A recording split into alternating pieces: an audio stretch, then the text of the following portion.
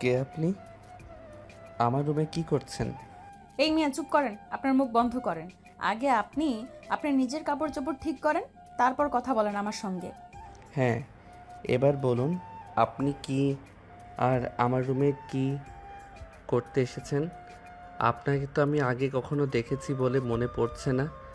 তাহলে আপনি আমাদের বাসায় কি করছেন? আমি আসলে আরাফাত হোসেন সাহেবের সঙ্গে দেখা করতে এসেছি। আসলে ওনার অফিসে আজ আমার একটা চাকরির ইন্টারভিউ ছিল, কিন্তু আমি অফিসে গিয়ে জানতে পারলাম উনি নাকি আজ অফিসে যাবেন না। তাই ওনার ম্যানেজার বললেন নাকি আমাকে ওনার বাসায় যেয়ে দেখা করতে বলে যান। আর আমি আপনাদের বাসায় এসে সিকিউরিটির কাছ থেকে জানতে পারলাম উপরের ডান দিকের 2 নম্বর রুমটায় নাকি উনি থাকেন। ও আচ্ছা, এই ব্যাপার। সব কিছুই ঠিক আছে, কিন্তু একটা সমস্যা হয়ে গেছে। উপরের ডান দিকের নয়, বাঁ দিকের 2 নাম্বার রুমটাই, আর ডান দিকের রুমটাই আমি থাকি। আই এম রিয়েলি সরি, আমি আসলে বুঝতে পারিনি, প্লিজ আপনি আমাকে ক্ষমা করে দিন। আচ্ছা ঠিক আছে, এবার আপনি দয়া করে আমার রুম থেকে বের হন। আমার ভার্সিটিতে যাওয়ার সময় হয়ে গেছে। আমাকে এখনই রেডি হয়ে বাসা থেকে বের হতে হবে, তা না হলে আবার দেরি হয়ে যাবে। আচ্ছা ঠিক আছে, আমি তাহলে আসছি। এই বলে নদী সাগরের রুম থেকে বের হয়ে চলে আসে। আসলে এদিকে সাগর ফ্রেশ হয়ে ড্রেস চেঞ্জ করছিল। সচরাচর তার রুমে কেউ আসে না, তাই সে টাওয়াল খুলে রেখে প্যান্ট পরছিল। আর তখনই নদী তার রুমে প্রবেশ করে। আর তারপর তো যা হওয়ার তাই হলো। যাই হোক ভিউয়ার্স, চলুন কথা না বাড়িয়ে মূল গল্পে ফিরে আসা যাক। এদিকে নদী সাগরের আব্বুর রুমে আসে আর দরজার সামনে দাঁড়িয়ে নক করে। কে? ভিতরে আসো, রুমে দরজা খোলা আছে। আসসালামু আলাইকুম স্যার, আমি নদী। আপনার কোম্পানিতে আজ যে মেয়েটার ইন্টারভিউ হওয়ার কথা ছিল, আমি সে। ওয়ালাইকুম আসসালাম। ও আচ্ছা, তুমি এসেছো। আসতে তোমার কোনো সমস্যা হয়নি তো? আসলে আজ আমার শরীরটা ভালো নেই, তাই ম্যানেজারকে ফোন দিয়ে বলেছিলাম তোমাকে আমার বাসায় পাঠিয়ে দিতে। না স্যার, রাস্তায় কোনো সমস্যা হয়নি। সমস্যা হয়েছিল আপনার বাসায়। আমি যখন আপনার রুমে আসতে যাব তখন ভুল করে আপনার ছেলের রুমে চলে গিয়েছিলাম, ব্যাস এইটুকুই। ও আচ্ছা, এই ব্যাপার, কোনো সমস্যা নেই। যাই হোক, এখন তোমার কাগজপত্রগুলো আমাকে দেখাও। আমি শুনলাম তুমি নাকি এর আগে কখনো অন্য কোথাও চাকরি করনি। তাহলে কি তুমি সব কিছু মেনটেন করে আমার অফিসে চাকরি করতে পারবে? স্যার, আপনি তো আমার বিষয়ে সবটুকুই জানেন। দেখুন, আমি তো এর আগে কখনো কোথাও চাকরি করিনি, সেটা একদম সত্যি কথা।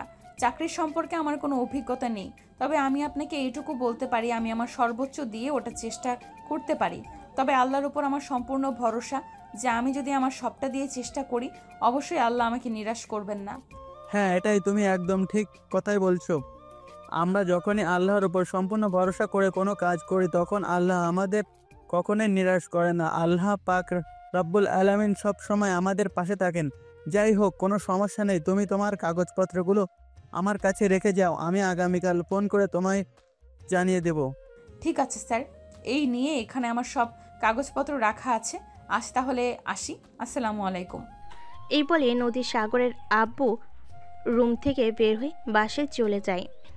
আর যখনই এটি দিয়ে বাইরে বের হতে যাবে, তখনই আবারও তার সাগরের সঙ্গে দেখা হয়। তখনই যা করে তাকে বলতে থাকে।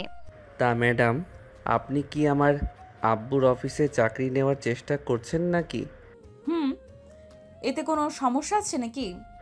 না, এমনি বললাম। আসলে এতদিন ধরে তো আমি জানতাম আমার আব্বুর অফিসে শুধু ছেলেরাই কাজ করে, মেয়েরা কাজ করে এটা আমি জানতাম না। তাই আপনাকে জিজ্ঞাসা করলাম আর কি। ওই অফিসের ছেলেরা এই কাজ করে তো কি হয়েছে? আমি কি একটা মেয়ে হয়ে অফিসে চাকরি করতে পারি না নাকি? না, আসলে আমাদের অফিসে তো কোনো মেয়ে চাকরি করে না। এতগুলো পরিচয়ের মধ্যে আপনি একটা মেয়ে হয়ে চাকরি করতে আপনার কোনো সমস্যা হবে না? আই মিন, আপনার ভয় লাগবে না? ভয় লাগবে কেন? ভয় লাগার কি আছে? ওরা মানুষ, আমিও মানুষ। এমন তো না যে ওরা বাঘ ভাল্লুক আমাকে গিলে খেয়ে ফেলবে। তাই আমি ভয় লাগার তো কোনো কারণই খুঁজে পাচ্ছি না। তাহলে ভয় পাবো কেন? তাই নাকি? তাহলে তো আপনার কলিজা আছে বলতে হয়। দেখো, তোমাকে দেখে মনে হয় তুমি আমার থেকে বয়সে ছোটই হবে। তাছাড়া তুমি ভার্সিটিতে যাচ্ছ আর আমার পড়াশোনা শেষ, তাই তোমাকে তুমি করেই বলছি। তুমি কি কলিজা ছাড়া জন্ম নিয়েছো নাকি? না, ব্যাপারটা সেরকম না। আসলে অফিসে এতগুলো পুরুষ মানুষ একসঙ্গে কাজ করবে, আর তার মধ্যে আপনি একলা একটা মেয়ে মানুষ। মানে আমি বলতে চাইছিলাম সেফটি ইজ ফার্স্ট। শোনো, আমাকে তুমি চেনো না, আর আমার সম্পর্কে তোমার কোনো আইডিয়া নেই, তাই তুমি এরকম কথা বলছো। তুমি যদি আমাকে ভালো করেই চিনতে জানতে, তাহলে এই কথাগুলো বলতেও না, আর দুঃস্বপ্নও ভাবতে না। যাই হোক, আমার বাসায় যাওয়ার সময় হয়ে গেছে। আমার আম্মু অসুস্থ, তাই আমাকে তাড়াতাড়ি ফিরতে হবে। আজ আসি, অন্যদিন কথা হবে। বলে নদী সেখান থেকে সোজা নিজের বাড়িতে চলে আসলো। রুমে সেই দেখতে পেল তার আম্মু এখনও সকালের খাবার খায়নি। যে খাবারটা যেভাবে রেখে গিয়েছিল সেভাবেই রয়ে গেছে। তাই নদী তার আম্মুকে বলতে লাগলো, আম্মু, আমি সেই সকালবেলা তোমার খাবারটা তৈরি করে রেখে গিয়েছিলাম। তুমি খাবারটা খেয়ে ওষুধটা খেয়ে নিতে পারতে। এতক্ষণ হয়ে গেল, তুমি এখনো ওষুধ খাওনি কেন? আমার কিছু ভালো লাগে না, সারাদিন বাসায় একা একা ভালো লাগে। তুই এখানে ওখানে চাকরির জন্য দৌড়াচ্ছিস, বলছিস কি মা এভাবেই দৌড়াদৌড়ি না করে তুই বিয়েটা করে নে, তাহলে হয়তো আমি মরে গিয়েও শান্তিতে থাকতে পারবো। আম্মু, তোমাকে না বলছি এইসব ব্যাপারে একদম চিন্তা করবে না। আমি যতদিন একা থাকতে পারি ততদিন একাই থাকবো। তাছাড়া আমি আজ একটা কোম্পানিতে চাকরির জন্য ইন্টারভিউ দিয়ে এসেছি। আমার মনে হয় এইবার আমার চাকরিটা হয়ে যাবে, আর চাকরিটা হয়ে গেলে আমাদের কোনো সমস্যাই থাকবে না। তাই তোমার চিন্তা করার কোনো কারণ নেই। মারে, দিন শেষে তুই একটা মেয়ে, এভাবে আর কতদিন ঘোরাঘুরি করবি? বিয়েটা করে নে, এটা তোর জন্য ভালো হবে। তাছাড়া আমিও শান্তিতে থাকতে পারবো। দেখো আম্মু, এমন কোনো গ্যারান্টি নেই যে আমি বিয়ের পর ভালো করে সুখে থাকতে পারবো। তাই এসব চিন্তা করো না। যদি কপালে সুখ থাকে তাহলে আমি এইভাবেই সুখী হতে পারবো, আর যদি কপালে সুখ না থাকে তাহলে তো আর আমি কোনোভাবেই সুখী হতে পারবো না। তাই এসব চিন্তা করার কোনো দরকার নেই। যাই হোক, চলো, আমি তোমাকে খাবারটা খাইয়ে দিচ্ছি। এরপর ওষুধটা খেয়ে ঘুমিয়ে পড়ো। আমার একটু বাইরে বেরোতে হবে। সামনে তো রমজান চলে আসছে, রমজানের জন্য কিছু প্রয়োজনীয় বাজার করতে হবে। এই বলে নদী তার আম্মুকে খাবারটা খাইয়ে দিতে লাগলো। আর তার আম্মু ছোট বাচ্চার মতো খাবারটা খেয়ে নিল। খাবার খাওয়া শেষ হলে নদী তার আম্মুকে ওষুধ খাইয়ে দেয়। আর তারপর তার আম্মুকে ঘুম পাড়িয়ে দিয়ে একটা ব্যাগ আর কিছু টাকা নিয়ে বাজারের উদ্দেশ্যে বেরিয়ে পড়ে। সামনেই রমজান চলে আসছে। নদীর আম্মু অসুস্থ হলেও সবগুলো রোজা রাখার চেষ্টা করেন। আর এইদিকে নদী যখন থেকে বুঝতে শিখেছে তখন থেকে রোজা রাখে। সে কখনোই রোজা মিস করে না। আর রমজান মাসে তো সবাই একটু স্পেশাল কিছু করার চেষ্টা করে। তাই নদী তার হাতে থাকা কিছু টাকা নিয়ে বাজারে গিয়ে প্রয়োজনীয় মোটামুটি কিছু জিনিস কিনে নিয়ে আসে। রাতের বেলা নদী কাজকর্ম শেষ করে বিছানায় শুতে যাবে। তখনই হঠাৎ একটা নাম্বার থেকে ফোন আসে, কিন্তু নাম্বারটা অপরিচিত থাকায় নদী ফোনটা রিসিভ করতে চাইল না। কিন্তু ফোনটা বারবার বাজার জন্য প্রায় 10-12টা রিং হওয়ার পর নদী ফোনটা রিসিভ করে আর বলতে লাগলো, এই শালা, কি সমস্যা তোর? দেখতে পাচ্ছিস আমি ফোনটা রিসিভ করছি না, কিন্তু তারপরও ফোন দিচ্ছিস কেন? আরে ম্যাডাম, কেউ একজন তো আপনাকে দরকারি ফোন করবে, তাই না কি? তাহলে আপনি ফোনটা রিসিভ করছেন না কেন? আব্বে ওই হালা, আমার সঙ্গে তোর কি দরকার থাকতে পারে? তুই আমাকে ফোন করেছিস কেন সেটাই বল। একদম আমার মেজাজ খারাপ করিস না, বলে দিলাম। ম্যাডাম, আসলে আমি আব্বুর কথায় আপনাকে ফোন করেছি। আপনি সকালবেলা আমাদের বাসায় এসেছিলেন, ও হ্যাঁ, চিনতে পেরেছি। বল, কি জন্য ফোন করেছিস? মনে আছে? আসলে আব্বু বলল আপনাকে ফোন করতে। আসলে আপু আপনার কাগজপত্রগুলো দেখছিল, আর তখন আমি আপুর সঙ্গে আব্বুর রুমে ছিলাম। আব্বু বলল আব্বু আপনাকে আব্বুর অফিসে চাকরিটা দেবে, তাই আপনাকে ফোন করে জানিয়ে দিতে। থ্যাঙ্কস আল্লাহ, অবশেষে চাকরিটা হতে চললো। এবারে একটু নিশ্চিন্ত হতে পারবো। যাই হোক, আব্বু বলল আপনাকে কাল থেকে অফিসে জয়েন করতে হবে। ঠিক সময় মতো অফিসে চলে আসবেন। রাখি তাহলে, আল্লাহ হাফেজ। এই বলে নদীকে কথা বলার কোনো সুযোগ না দিয়ে সাগর ফোনটা কেটে দেয়। আর নদীও তখন দ্বিতীয়বার ফোন করার চেষ্টা না করে ফোন রেখে ঘুমিয়ে পড়ে। পরের দিন সকালবেলা খুব তাড়াতাড়ি ঘুম থেকে উঠে এবং সব কিছু গুছিয়ে রেখে অফিসের উদ্দেশ্যে রওনা দেয়। অফিসে পৌঁছাতে তারপরও প্রায় 5 মিনিটের মতো লেট হয়ে গেল। অফিস এসে সোজা এমডি স্যারের কেবিনে চলে গেল। গুড মর্নিং স্যার, আসবো? হ্যাঁ, ভেতরে এসো। তোমার তো দেখছি প্রথম দিনেই লেট হয়ে গেল। আমার অফিসে কিন্তু একদম লেট করা চলবে না, এগুলো আমি পছন্দ করি না। আমি সরি স্যার, আসলে ঘুম থেকে উঠতে একটু লেট হয়ে গেছিল। তাছাড়া আমার বাড়িতে সমস্ত কাজ আমাকে একা হাতেই করতে হয়, তাই সব কিছু সামলে রেখে আসতে একটু লেট হয়ে গেল। কিন্তু কোনো চিন্তা নেই, আগামীকাল থেকে আর কখনো দেরি হবে না, আমি সময় মতোই চলে আসব। ও আচ্ছা, এই ব্যাপার, ঠিক আছে, কোনো সমস্যা নেই। একটা কাজ কর, এখানে কিছু ফাইল টাকা আছে, এগুলো নিয়ে তুমি তোমার কেবিনে চলে যাও। ম্যানেজার তোমাকে সব কিছুই বুঝিয়ে দেবে, আশা করি তোমার কোনো সমস্যা হবে না। ঠিক আছে স্যার, কোনো সমস্যা নেই। এই বলে নদী এমডি স্যারের কেবিন থেকে বের হয়ে চলে আসে। আর এদিকে ম্যানেজার নদীকে তার কেবিন দেখিয়ে দিল এবং সমস্ত কাজ বুঝিয়ে দিল। সব কিছু বুঝে নিয়ে নদী তার কাজ শুরু করে দেয়। আর তারপর কাজ করতে করতে এভাবে দেখতে দেখতে 2 দিন সময় চলে গেল। আগামীকাল থেকে রোজা শুরু হবে, তাই আজ একটু সকাল সকাল অফিস ছুটি দিয়ে দিয়েছে। অপরদিকে সাগর ভার্সিটি থেকে বের হয়ে তার এক বন্ধুর সঙ্গে সিগারেট খেতে খেতে নদীর পাড়ে হাঁটছিল। তখনই নদী সেদিক দিয়ে যাচ্ছিল। সাগরকে দেখেই নদী দাঁড়ালো আর বলতে লাগলো, এই কি ব্যাপার, তুমি এখানে কি করছো আর সিগারেট খাচ্ছ কেন? আপনার প্রথম প্রশ্নের উত্তর আমি আপনাকে দিলেও দ্বিতীয় প্রশ্নের উত্তর দিতে প্রস্তুত না। প্রথম প্রশ্নের উত্তর আমি আপনাকে দিচ্ছি। এদিকে আমার বন্ধুর বাড়ি, তাই বন্ধুর সঙ্গে ঘুরতে আসছি। এই, তুমি আমার দ্বিতীয় প্রশ্নের উত্তর দাও, তুমি সিগারেট খেয়ে না খাচ্ছ? বললাম না আমি আপনার দ্বিতীয় প্রশ্নের উত্তর দিতে প্রস্তুত নই। তারপরও আপনি আমাকে প্রশ্ন কেন করছেন? ভুলে যাস না, আমি কিন্তু তোর আব্বুর অফিসে চাকরি করি। আমি কিন্তু তোর আব্বুর সাথে সব কিছু বলে দিব। তুই এখনো এসে বন্ধুদের সঙ্গে বাদরামো করিস আর সিগারেট খাস। তারপর আমি কিছু তোর নামে আরও অনেক মিথ্যা কথা বলবো। আমার নামে মিথ্যা কথা বলি আপনার কী লাভ? আমি তো সেটাই বুঝতে পারছি না।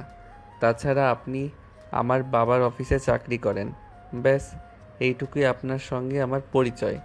তাহলে আপনি আমার সঙ্গে শত্রুতা কেন করতে চাইছেন? কারণ তুই সবেমাত্র ভার্সিটিতে পড়াশোনা করছিস। এই সময় তোর মাথায় কোনো টেনশন থাকার কথা নেই। ছেলেরা তো তখন সিগারেট খায় যখন মাথায় টেনশন থাকে। তাহলে তুই কেন সিগারেট খাচ্ছিস? প্রেমের ছ্যাঁকা খেয়ে ব্যাকা হয়ে গেছিস নাকি? ম্যাডাম, আপনি আমাকে হাসালেন। আমি সিগারেট কেন খেতে যাব? তাছাড়া আমার বন্ধুরা সবাই সিগারেট খায়, ওদের সঙ্গে সঙ্গে আমিও সিগারেট খাওয়া শিখে গেছি, তাই আর কি, এছাড়া কোনো ব্যাপার নয়। আচ্ছা ঠিক আছে, তাহলে আমি তোকে লাস্ট বারের মতো বলে দিচ্ছি, আজকের পর থেকে কখনোই সিগারেট খাবি না। বন্ধুরা খায় বলে কি হয়েছে, তোকেও খেতে হবে? এটা কোন হাদিসে লেখা আছে?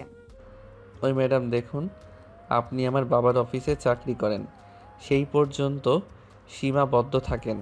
আপনি আমার পার্সোনাল বিষয়ে নাক গলাতে আসবেন না একদম। এগুলো আমার একদমই পছন্দ নয়।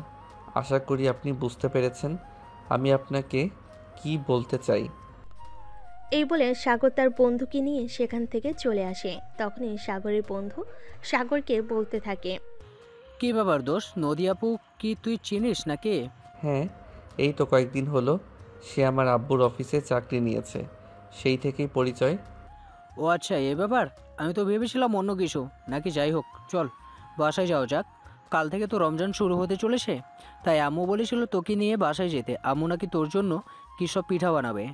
হ্যাঁ, তাই চলে। আচ্ছা দোস্ত, তুই কি এই মেয়েটার ব্যাপারে কোনো কিছু জানিস নাকি? তুই কোন ব্যাপারে কথা বলতে চাইছিস আমি সেটাই বুঝতে পারছি না। নদী আপু আমাদের পাড়াতেই থাকে, ছোট্ট একটা বাড়িতে। ওর বাবা বেঁচে নেই, তার মা অসুস্থ। ও আচ্ছা, এই ব্যাপার। তুই আমাকে একটু আড়াল থেকে ওদের বাড়িটা দেখিয়ে দিতে পারবি? কিন্তু কেন দোষ, এর পিছনে কি কোনো নির্দিষ্ট কারণ আছে নাকি? আমি তো সেটাই বুঝতে পারছি না। বল না কি হয়েছে। আরে ভাই, এখনও সেরকম কোনো ঘটনা ঘটেনি। যেরকম কোনো ঘটনা ঘটলে অবশ্যই তুই জানতে পারবি। যাই হোক, চল আমাকে ওদের বাড়িটা দেখাবি। রাত সাগরকে নিয়ে সেখান থেকে হাঁটা দেয়। আর এদিকে কিছুক্ষণের মধ্যেই তারা নদীর পাড়ের সামনে চলে আসে। ছোট্ট একটা বাড়ি, ভিতরে মনে হয় 2টো রুম হবে। জরাজীর্ণ, একদম ভেঙে চুরে পড়ে যাবে এরকম মনে হয়। তখনই সাগর তার বন্ধুকে বলতে থাকে, দোস্ত, বাড়িটার অবস্থা তো একদমই খারাপ মনে হয়। আচ্ছা, ওদের আর্থিক অবস্থা কেমন? মানে ওরা কিভাবে নিজেদের ভরণ পোষণ চালায়? সেসব ব্যাপারে তো আমি শিওর হয়ে কোনো কিছু বলতে পারবো না, তবে এতটুকু জানি নদী আপু টিউশনি করিয়ে নিজেদের খরচ চালায়। তবে আর একটা অবাক করার মতো বিষয় হলো তারা কখনোই কোনো ব্যাপারে কারো কাছ থেকে কোনো কিছু ধার নেয় না। নদী আপু পরিশ্রম করে যতটুকু টাকা উপার্জন করতে পারে ততটুকু দিয়েই নিজেদের খরচ চালাতে চায়। তখন সাগর কিছুক্ষণ চুপ করে থেকে কিছু একটা চিন্তা ভাবনা করলো। তারপর রাজকে বলতে লাগলো। দোস্ত, তোর থেকে আমার একটা হেল্প চাইতে কি আমাকে হেল্প করতে পারবি? আমি তোকে আবার কি হেল্প করব? আমি নদী এবং তার ফ্যামিলিকে একটু সহযোগিতা করতে চাই। এ ব্যাপারে তোর একটু সাহায্য চাই। আমি যে তাদেরকে সাহায্য করছি এটা যেন কারো কোনোভাবেই না জানতে পারে। এটা করে কোনো লাভ হবে না, কারণ নদী আপু কারো ব্যাপারে কোনো কিছু না জেনে কারো কাছ থেকে কোনো কিছু নেন না। এটা তো আমি তাকে আগেই বলে দিয়েছি। সে কোনোভাবেই কারো কাছ থেকে কোনো কিছু নিতে চায় না, কারো কাছে ঋণগ্রস্ত হতে চায় না। প্লিজ দোস্ত, তুই একটাবার চেষ্টা করে দেখ, অন্তত কিছুটা হলেও সাহায্য করতে চাই। আসলে একটা মেয়ে মানুষ হয়ে এই যুগে বসবাস করে সংসার চালানো খুবই কষ্টকর ব্যাপার। আমি এটা ফিল করতে পারি। তাছাড়া সে আমার বাবার অবশ্যই চাকরি নিয়েছে বলে, কিন্তু তার বেতন অতটাও ভালো নয়। তাই আমি বলছিলাম এই ব্যাপারে আমি তোর সাহায্য চাই। আমি নদীকে একটু আর্থিক সহযোগিতা করতে চাই। আরে ভাই, বললাম তো এটা কোনোভাবে সম্ভব নয়। নদী আপু কোনো কিছু না জেনে তার থেকে সহযোগিতা নেবে না। আমি নদী আপুকে খুব ভালো করে চিনি, এপারে রয়েছে সেই ছোটোবেলা থেকে। তাছাড়া আমি একটা জিনিস কোনোভাবেই বুঝতে পারছি না, তুই কেন নদী আপুকে সহযোগিতা করতে চাইছিস? নদী আপু তো তোর খুব কাছের কেউ নয়। আচ্ছা ঠিক আছে, ওইসব বাদ দে। আমরা আর এখন ওসব ব্যাপারে কোনো কথা না বলে যাই হোক। দোস্ত চল, সামনে একটা চায়ের দোকান দেখা যাচ্ছে, ওখানে গিয়ে বসে কিছুক্ষণ আড্ডা দেই। এই বলে সাগর আর রাজ দুজনে সেখান থেকে হেঁটে হেঁটে চায়ের দোকানের সামনে চলে আসে আর সেখানে বসে চা আর সিগারেট খেতে থাকে। তখনই নদী ওই দোকানে আসে এক প্যাকেট রুটি নেওয়ার জন্য। আর সাগরকে এইখানে এই অবস্থায় দেখতে পেয়ে নদী বলতে থাকে। কি ব্যাপার, তুমি এখানে বসে সিগারেট খাচ্ছ? তোমার সাহস তো কম না, আমার বাড়ির সামনের দোকানে বসে তুমি সিগারেট খাও? আপনার তো সমস্যা হওয়ার কথা নয় আপনার বাড়ির সামনে, তবে আপনার বাড়ির ভিতরে নাই। তাহলে আপনার কি সমস্যা বলেন তো আমাকে শুনি। আমার কোনো সমস্যা নেই, তবে তোমার ভীষণ সমস্যা হতে পারে, সেটা তুমি আজ বাড়িতে গেলেই বুঝতে পারবে। যাই হোক, আমি এখন আসি। এই বলে নদী সেখান থেকে চলে গেল। আর এ থেকে সাগর রাজের কাছ থেকে বিদায় নিয়ে বাসে চলে আসে। রাত 8টার দিকে তার আব্বু বাসে এসে তাকে ড্রয়িং রুমে দেখে নাই। আর তখনই ঘটে তুলকালাম কাণ্ড। তোমার সাহস দেখে আমি অবাক না হয়ে পড়ছি না। তুমি এখনই সিগারেট খাও? এত বড় সাহস তুমি কোথায় পেলে? আর তোমাকে সিগারেট খাওয়ার পারমিশন কে দিয়েছে? ছি ছি আব্বু, এসব তুমি কি বলছো? আমি সিগারেট খেতে যাব কেন? দেখো, একদম মিথ্যা কথা বলার চেষ্টাও করবে না। যে আমাকে বলেছে সে সব কিছু জেনে শুনেই আমাকে বলেছে। আর এই দেখো, আমার কাছে এটা একটা ভিডিও ক্লিপ রয়েছে যেখানে স্পষ্ট দেখা যাচ্ছে তুমি চায়ের দোকানে বসে বসে চা আর সিগারেট খাচ্ছ। তাহলে তুমি আমার সঙ্গে মিথ্যা কথা বলো কেন? হায় আল্লাহ, এবার তো আমি পুরা দমে ধরা পড়ে গেলাম। এখন আমি কি করব? আমি তো সেটাই বুঝতে পারছি না। আব্বু, তুমি প্লিজ বিশ্বাস করো, ওটা আমি না। তুমি একটু ভালোভাবে দেখলে বুঝতে পারবে। দেখো, একদম মিথ্যা বলার চেষ্টা করবে না। আমি খুবই ভালোভাবে এটা দেখেছি, আর আমি একবার নয় বেশ কয়েকবার দেখেছি, আর দেখে ভালোভাবে বুঝে তারপরেই তোমাকে এখানে ডেকে এনেছি। তাহলে তুমি মিথ্যা কথা বলো কেন? সাগর খুব ভালোভাবেই বুঝতে পারছে এখন আর মিথ্যা কথা বলে কোনো লাভ হবে না, কারণ নদী সাগরের আব্বুকে এই ভিডিও ক্লিপ পাঠিয়েছে। তাই যেভাবে হোক এই বিষয়টাকে একটু সামাল দিতেই হবে। তাই সাগর বেশ কিছুক্ষণ চিন্তা ভাবনা করে তার আব্বুকে বলে। আই এম সরি আব্বু, আমার ভুল হয়ে গেছে। আসলে বন্ধুদের সঙ্গে আড্ডা দিতে গিয়ে একটু সিগারেট খেয়ে ফেলেছি। প্লিজ তুমি আমাকে এবারের মতো ক্ষমা করে দাও। আমি আর কখনোই এরকম করব না। এই লাস্টবারের মতো তুমি আমাকে ক্ষমা করে দাও। এই তো লাইনে এসেছো, তুমি সিগারেট খেয়েছো, বেশ ভালোই কথা। কিন্তু সেটা তুমি আমার কাছে অস্বীকার করছো কেন? তুমি খুব ভালো করে জানো মিথ্যা কথা বলা আমার একদমই পছন্দ নয়, তাহলে তুমি আমার কাছে মিথ্যা কথা বললে কেন? সরি আব্বু, আই এম রিয়েলি সরি। আমি আর কখনোই তোমার কাছে মিথ্যা কথা বলবো না। প্লিজ প্লিজ এই লাস্টবারের মতো ক্ষমা করে দাও। সাগরের আব্বু তখন চুপচাপ নিচের দিকে তাকিয়ে বসে রইল। আর সাগর তখন আস্তে আস্তে হেঁটে হেঁটে নিজের রুমে চলে গেল। কারণ সে খুব ভালো করে জানে এখানে দাঁড়িয়ে থাকলে তাকে হাজারটা কথা শুনতে হবে, তাই এখানে দাঁড়িয়ে কথা শোনার চাইতে রুমে যাওয়া অনেক ভালো। অপরদিকে পরের দিন সকালে ঠিক সময় নদী অফিসে চলে যায়। আসসালামু আলাইকুম স্যার। ওয়ালাইকুম আসসালাম। একদম ঠিক সময় চলে এসো। যাই হোক, আজকের পর থেকে কখনো আর লেট করবে না, সময় মতো কিন্তু অফিসে চলে আসবে। কারণ আমি সময় সম্পর্কে খুবই সচেতন। সময়ের অপব্যয় করা আমি একদম পছন্দ করি না। যাই হোক, আজ তোমাকে আমার সঙ্গে এক জায়গায় যেতে হবে। ঠিক আছে স্যার, কোনো সমস্যা নেই, চলুন। এই বলে নদী আর সাগরের আব্বু দুজনেই অফিস থেকে বের হয়ে আসে। নদীকে নিয়ে সাগরের আব্বু বিশাল একটা হোটেলে চলে আসে। এটা দেখে নদীর মনে একটু সংকোচ বোধ হয়, তাই সে সাগরের আব্বুকে জিজ্ঞেস করে। Sir, if you don't mind, may I ask you a question? হ্যাঁ, অবশ্যই, বলো না তুমি কি বলবে। না মানে স্যার, আমি আসলে এটাই জানতে চাইছিলাম যে আমরা এখানে কেন এসেছি। আসলে আমেরিকান এক ক্লায়েন্টের সঙ্গে এখানে আমাদের একটা মিটিং ফিক্সড করা হয়েছে। ওরা চলে এসেছে 5 মিনিট আগেই, আমাদের জন্য অপেক্ষা করেছে। আমরা এখন ওদের সঙ্গে মিটিং করব। ও আচ্ছা, এই ব্যাপার। ঠিক আছে স্যার, কোনো সমস্যা নেই। দেখো, আমি খুব ভালোভাবে বুঝতে পারছি তোমার মনে একটা সন্দেহ এসেছিল। দেখো, তুমি আমার মেয়ের বয়সী আর আমি তোমার বাবার বয়সী। তুমি আমাকে সব সময় বাবার চোখেই দেখো। আশা করি আমি তোমার বিশ্বাসের মর্যাদা রাখতে পারবো। হ্যাঁ স্যার, অবশ্যই। আপনি আমার বাবার বয়সী, আমি আমার বাবা বেঁচে নেই, তাই আমি আপনাকে আমার বাবার মতোই দেখতে চাই। আচ্ছা ঠিক আছে, চলো। এই বলে সাগরের আব্বু আর নদী হোটেলের ভিতর চলে আসে।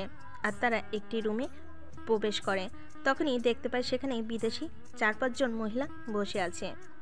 তখনই নদী সাগরের আব্বুকে আবারও প্রশ্ন করে। স্যার, এনারা তো সবাই মহিলা, আমরা কি ওনাদের সঙ্গে মিটিং করব? হ্যাঁ, তুমি একদম ঠিক ধরতে পেরেছো। আমরা ওনাদের সঙ্গে মিটিং করব। তাছাড়া আমাদের একটা বিষয় দেখানোর জন্যই এখানে নিয়ে এসেছি। দেখো, বাংলাদেশের পুরুষতান্ত্রিক দেশ হলেও বাইরের দেশে কিন্তু মেয়েরাই সবচেয়ে বেশি কাজ করে থাকে এবং পৃথিবীর বড় বড় উন্নত দেশগুলোতে মেয়েদেরকে সবচেয়ে বেশি প্রায়োরিটি দেওয়া হয়ে থাকে। হ্যাঁ স্যার, আপনি একদম ঠিক কথাই বলেছেন। তাছাড়া আমি তো ভেবেছিলাম আমরা হয়তো কোনো পুরুষ মানুষের সঙ্গে মিটিং করব, কিন্তু এখানে এসে দেখতে পেলাম 4-5 জন যারা আছে সবাই মহিলা। যাই হোক, চলেন ভেতরে যাওয়া যাক। এই বলে সাগরের আব্বু আর নদী দুজনেই ভিতরে চলে আসে। আর তারপর মিটিং শেষ হলে সাগরের আব্বু বাসে চলে যায় আর নদী তার বাড়িতে চলে আসে।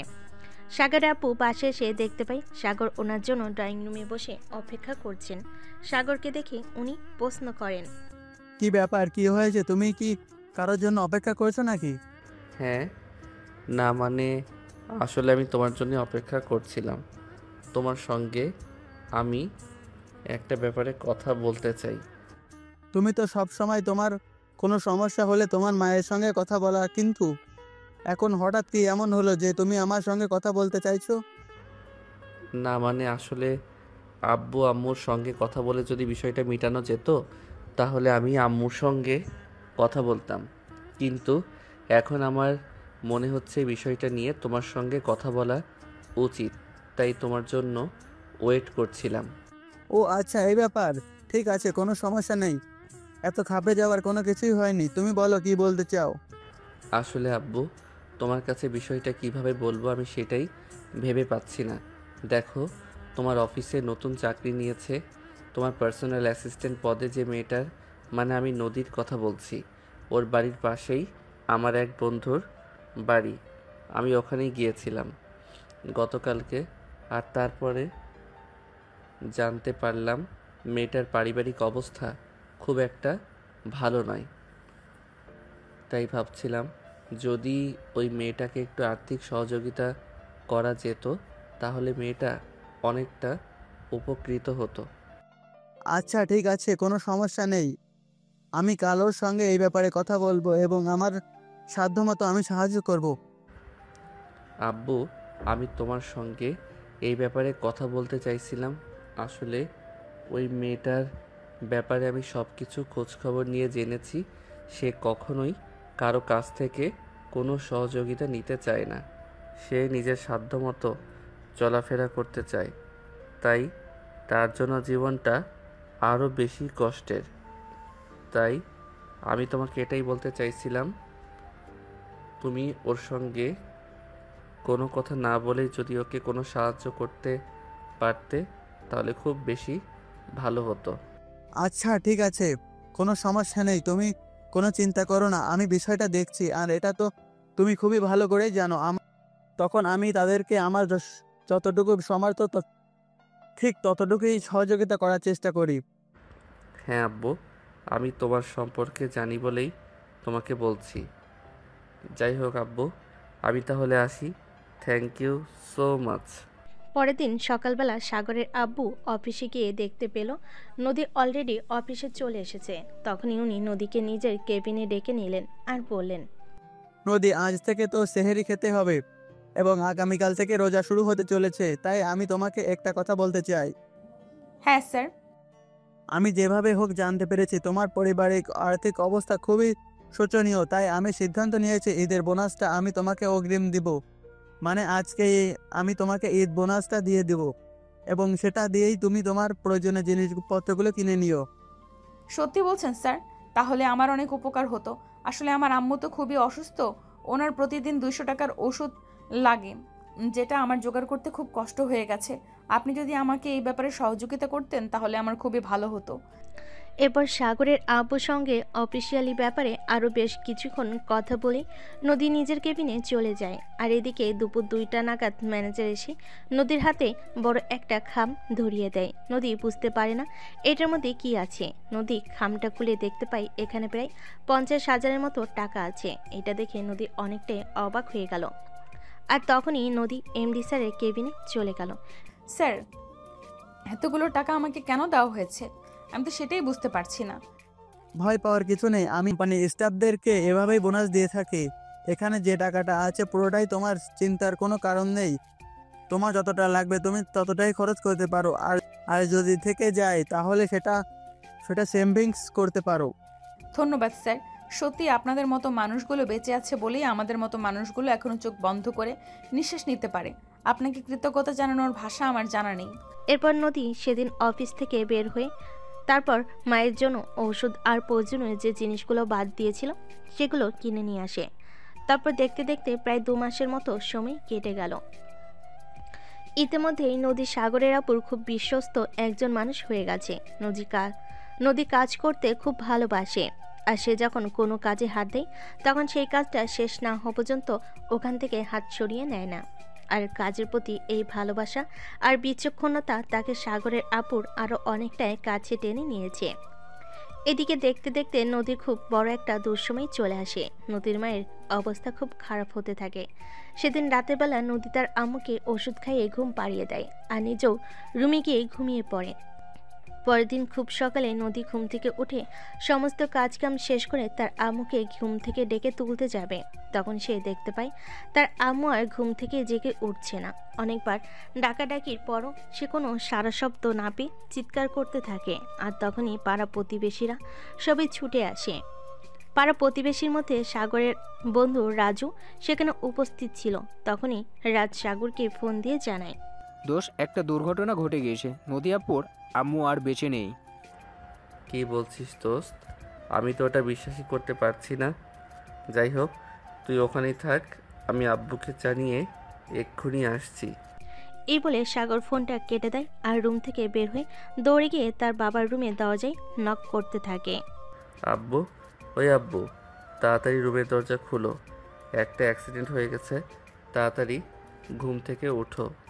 কি হয়েছে সাগর, এই সকালবেলা এরকম চিৎকার চেঁচামেচি করছো কেন? তুমি তো খুব ভালো করে জানো আমাকে প্রতিদিন ঘুমের ওষুধ খেয়ে ঘুমাতে হয়, আমি চাইলে খুব সকালে ঘুম থেকে উঠতে পারি না। আগে আমার কথা তো শোনো, খুব বড় একটা ঝামেলা হয়ে গেছে। তোমার পিয়ে নদীর আম্মু মারা গেছে। ইন্না লিল্লাহি ওয়া ইন্না ইলাইহি রাজিউন। তবে আর কখনো, তাছাড়া তুমি কিভাবে জানলে এটা? ও, তোমাকে বলেছিলাম না আমার একটা বন্ধুর বাড়ি, ওখানে আমার বন্ধু আমাকে ফোন দিয়ে জানিয়ে দিয়েছে। এখন কি তুমি ওখানে যাবে? হ্যাঁ, এখানে তো আমাকে যেতেই হয়। ওখানে না গিয়ে তো কোনো উপায় নাই। তুই একটু দাঁড়া, আমি এক্ষুনি ফ্রেশ হয়ে ড্রেস চেঞ্জ করে তারপরে আসছি। জাস্ট 5 মিনিট লাগবে আমার। এই বলে সাগরের আব্বু তাড়াতাড়ি করে ফ্রেশ হয়ে কাপড় চোপড় চেঞ্জ করে সাগরকে নিয়ে নদীদের বাড়ির উদ্দেশ্যে রওনা দেয়। সেখানে পৌঁছাতে পৌঁছাতে প্রায় 10 মিনিটের মতো সময় লাগে। সেখানে পৌঁছে সাগর আর তার আব্বু দেখতে পায় নদী অনেক জোরে জোরে কান্না করছে। সে যেন নিজের আবেগ কোনোভাবেই আর কন্ট্রোল করতে পারছে না। পৃথিবীতে তার আপনজন বলতে তার একমাত্র মাই বেঁচে ছিলেন। এখন তিনি নদীকে এতিম করে দিয়ে পৃথিবী ছেড়ে চলে গেলেন। এখন নদী কোথায় যাবে, কার কাছে থাকবে, তার তো কোনো আর আপনজন বলতে কেউ রইল না। তাই নদী এভাবে কান্না করছে। তখনই সাগরের আব্বু নদীর কাছে যায় আর তার মাথায় হাত রেখে বলতে থাকে, দেখো মা, তোমাকে এভাবে ভেঙে পড়লে চলবে না। তোমাকে শক্ত হতে হবে, তোমাকে বেঁচে থাকতে হবে, তোমার জীবনের পথে ঘুরে দাঁড়াতে হবে। আল্লাহ উত্তম ফয়সালাকারী। আল্লাহ তাআলা যেটা ভালোই লাগে তিনি সেটাই আমাদের কাছ থেকে কেড়ে নেন। তাই ওনার সিদ্ধান্তের উপর অসন্তুষ্ট হওয়া চলবে না। আল্লাহ উত্তম পরিকল্পনাকারী। স্যার, আমি কি নিয়ে বেঁচে থাকবো? আমার বেঁচে থাকার শেষ সম্বল ছিল আমার আম্মু। এখন আমি কার কাছে আমার মনের কষ্টগুলো বলবো? দিন শেষে কাকে মা বলে ডাক দেব? দিন শেষে কোথায় আমি আমার শান্তির নীড় খুঁজে নেব? তোমার চিন্তা করার কিছুই নেই মা। তোমাকে তো বলেছিলাম তুমি আমার মেয়ের মতোই, আর তুমি আমাকে নিজের বাবার মতো মনে করতে পারো। আজ থেকে তোমার মা বেঁচে নেই, কি হয়েছে? আমি তো আছি, তুমি আমার কাছেই থাকবে। দিন শেষে তুমি তোমার সমস্ত কষ্টের কথা তুমি আমার কাছে বলবে, এবং আজ থেকে তোমার সব কিছুর দায়িত্ব একজন বাবা হিসেবে আমি নিয়ে নিলাম। এরপর নদীর আম্মুর দাফন কাফনের কাজ শেষ হলো। আর 3 দিন পর তাদের বাড়িতে ছোট্ট একটা মিলাদ মাহফিলের আয়োজন করা হয়। মিলাদ মাহফিল শেষ হলে সাগরের আব্বু নদীর কাছে যায় আর নদীকে বলে, আজ থেকে তোমাকে আর এখানে থাকতে হবে না। তুমি আমার সঙ্গে চলো, তুমি আমার সঙ্গে আমাদের বাড়িতে থাকবে। আমি তোমাকে আমার সঙ্গে আমার কাছে রাখতে চাই। দেখুন স্যার, এটা বললে হয় না। এই যুগের মানুষ সব সম্পর্কের মানে খুঁজে বেড়ায়। আমি একটা যুবতী মেয়ে, আমি আপনার বাড়িতে কি পরিচয় নিয়ে থাকবো? দেখো, সমাজের কথার পরেও তুমি বাবা মাহীন একটা এতিম মেয়ে, তোমার দায়িত্ব নেওয়া আমার কর্তব্য। তারপরেও যদি তোমার সম্পর্কের নাম দিতে হয় তাহলে বলো তুমি কি নাম দিতে চাও। তুমি যা চাইবে আমি তোমাকে তাই দিব। না স্যার, আমার কারোর কাছে কোনো কিছু চাওয়ার নেই। জীবন আমার কাছে থেকে আমার সব কিছু কেড়ে নিয়েছে। এখন যদি আমি কোনো কিছু নিজের করে পেতে চাই তাহলে হয়তো সেটাও আমাকে ছেড়ে চলে যাবে। তাই আমি আর নতুন কোনো সম্পর্কের নাম দিতে চাই না। প্লিজ, আশা করি আপনি আমাকে আর এই ব্যাপারে কোনো কথা বলবেন না। কিন্তু আমি তোমাকে এখানে এভাবে ফেলে রেখে চলে যেতে পারি না। আমি যখন তোমাকে বলেছি আমি তোমাকে আমার সঙ্গে আমাদের বাড়িতে নিয়ে যাব এবং আমার মেয়ে হিসেবে নিয়ে যাব, তাই আমি আমার কথা রাখবই। আমি তোমাকে এখান থেকে নিয়ে যাব। বলো তুমি কি নাম চাও এই সম্পর্কে? তুমি যে এই নামটা চাও আমি সেটাই দেব। আমি তো বললাম আমার কোনো সম্পর্কের প্রয়োজন নেই। যে সম্পর্ক আমার কাছ থেকে আমার সব কিছু কেড়ে নিয়েছে, আমি আর কিছু চাই না। ঠিক আছে, তুমি তো অন্য কোনো পরিচয় আমার বাড়িতে যেতে পারবে না। তাই আমি ঠিক করেছি, আমার তো একটাই ছেলে আছে, আমি তোমাকে আমার ছেলের বউ হিসেবে আমার বাড়িতে নিয়ে যেতে চাই। স্যার, এসব আপনি কি বলছেন? আপনার মাথা ঠিক আছে তো? আমার মাথা একদমই ঠিক আছে।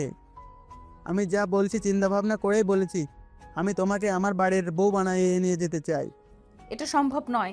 প্রথমত, কোথায় আপনারা আর কোথায় আমি? দ্বিতীয়ত, আপনার ছেলের চাইতে বয়সে বড়।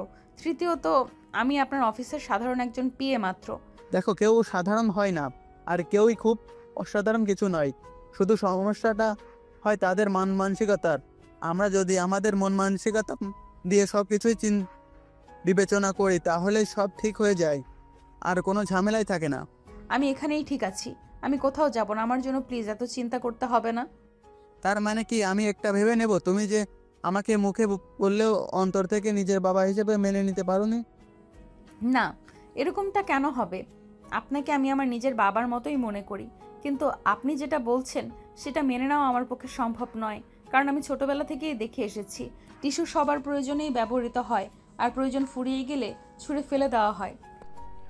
কথাগুলো শুনতে শুনতে সাগর সেখানে এসে উপস্থিত হয়। আর সাগর তখন নদীকে উদ্দেশ্য করে বলতে থাকে, দেখুন, আব্বু যা বলেছে একদম ঠিক কথাই বলেছে। আব্বুর সঙ্গে আমিও একমত। আমি তো এখন দেখছি আপনাদের দুজনেরই মাথা একদম পুরোপুরি খারাপ হয়ে গেছে, কারণ দুজনেই পাগলের মতো প্রলেপ বকছেন। না মিস নদী, একদমই সেরকম নয়। দেখুন, যেখানে আমরা খুব ভালো করেই জানি আপনার মাথার উপর ছায়া ধরার মতো আর কেউ নেই, সেখানে আপনার পাশে দাঁড়ানোটা আমাদের কর্তব্য। এটা কি আপনি নিজের দুর্বলতা মনে করবেন না? তাছাড়া আপনি এটা কখনো মনে করবেন না যে আমরা আপনাকে অসহায় ভেবে সাহায্য করছি। আমরা কিন্তু আমাদের মন থেকে সাহায্য করতে চাইছি। কিন্তু তাই বলে তোমাকে কে বিয়ে? এছাড়া তো আর অন্য কোনো উপায় দেখছি না, কারণ একটা যুবতী নিয়ে আর একটা যুবক ছেলে একই বাড়িতে থাকবে, এটা নিয়ে চারপাশের মানুষজন কথা বলবে, এটাই স্বাভাবিক। তাই আব্বু যা বলছে আপনি তাতে রাজি হয়ে যান। দেখুন, আপনি আমার চাইতে পয়সা বড়, সেটা যদি আমার সমস্যা না হয় তাহলে আপনার তো কোনো সমস্যা হওয়ার কথা নেই। তাহলে আপনি কেন এরকম করছেন? ঠিক আছে, আপনারা যেটা ভালো মনে করেন। এরপর সাগরের আব্বু নদী আর সাগরকে নিয়ে বাড়িতে চলে আসে। সাগরের আম্মু নদীকে তাদের বাড়িতে দেখে একটু অবাক হয়ে সাগরের আব্বুকে প্রশ্ন করে। কি ব্যাপার নদী, আমাদের বাড়িতে বেড়াতে এসেছে নাকি? না, আসলে ব্যাপারটা সেরকম নয়। না, আমি জানি না। আমার কথাটা শোনার পর এখন তুমি কি ভাববে সেটা তোমার ব্যাপার, কিন্তু যেটা আমি সিদ্ধান্ত নিয়ে ফেলেছি সেখান থেকে আমি কখনোই ফিরে আসতে পারবো না। মানে তুমি কি বলতে চাইছো?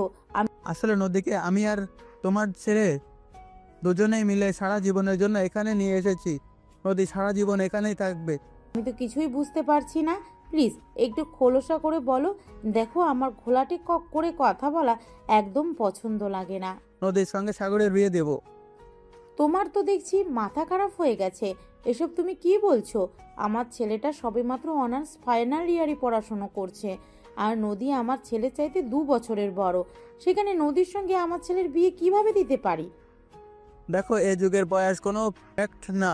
তাছাড়া নদীর পড়াশোনা যেমন ভালো তেমনই মেধাবী আর বুদ্ধিমতী। নদীর সঙ্গে আমার ছেলের বিয়ে হলে আমার ছেলের ভালোই হবে, খারাপ কিছুই হবে না। আর তুমি যদি অর্থ সম্পদ টাকা পয়সার কথা বলো, তাহলে আমি তোমাকে এটাই বলবো যে আমি এতটুকু বয়সে যতটুকু টাকা পয়সা উপার্জন করেছি সে ততটুকু তোমার ছেলে যদি 7 জন বসেও খায় তাহলে ও শেষ করতে পারবে না। তাহলে আমরা অন্যের টাকা পয়সা দিয়ে কি করব, তুমি সেটাই আমাকে বলো।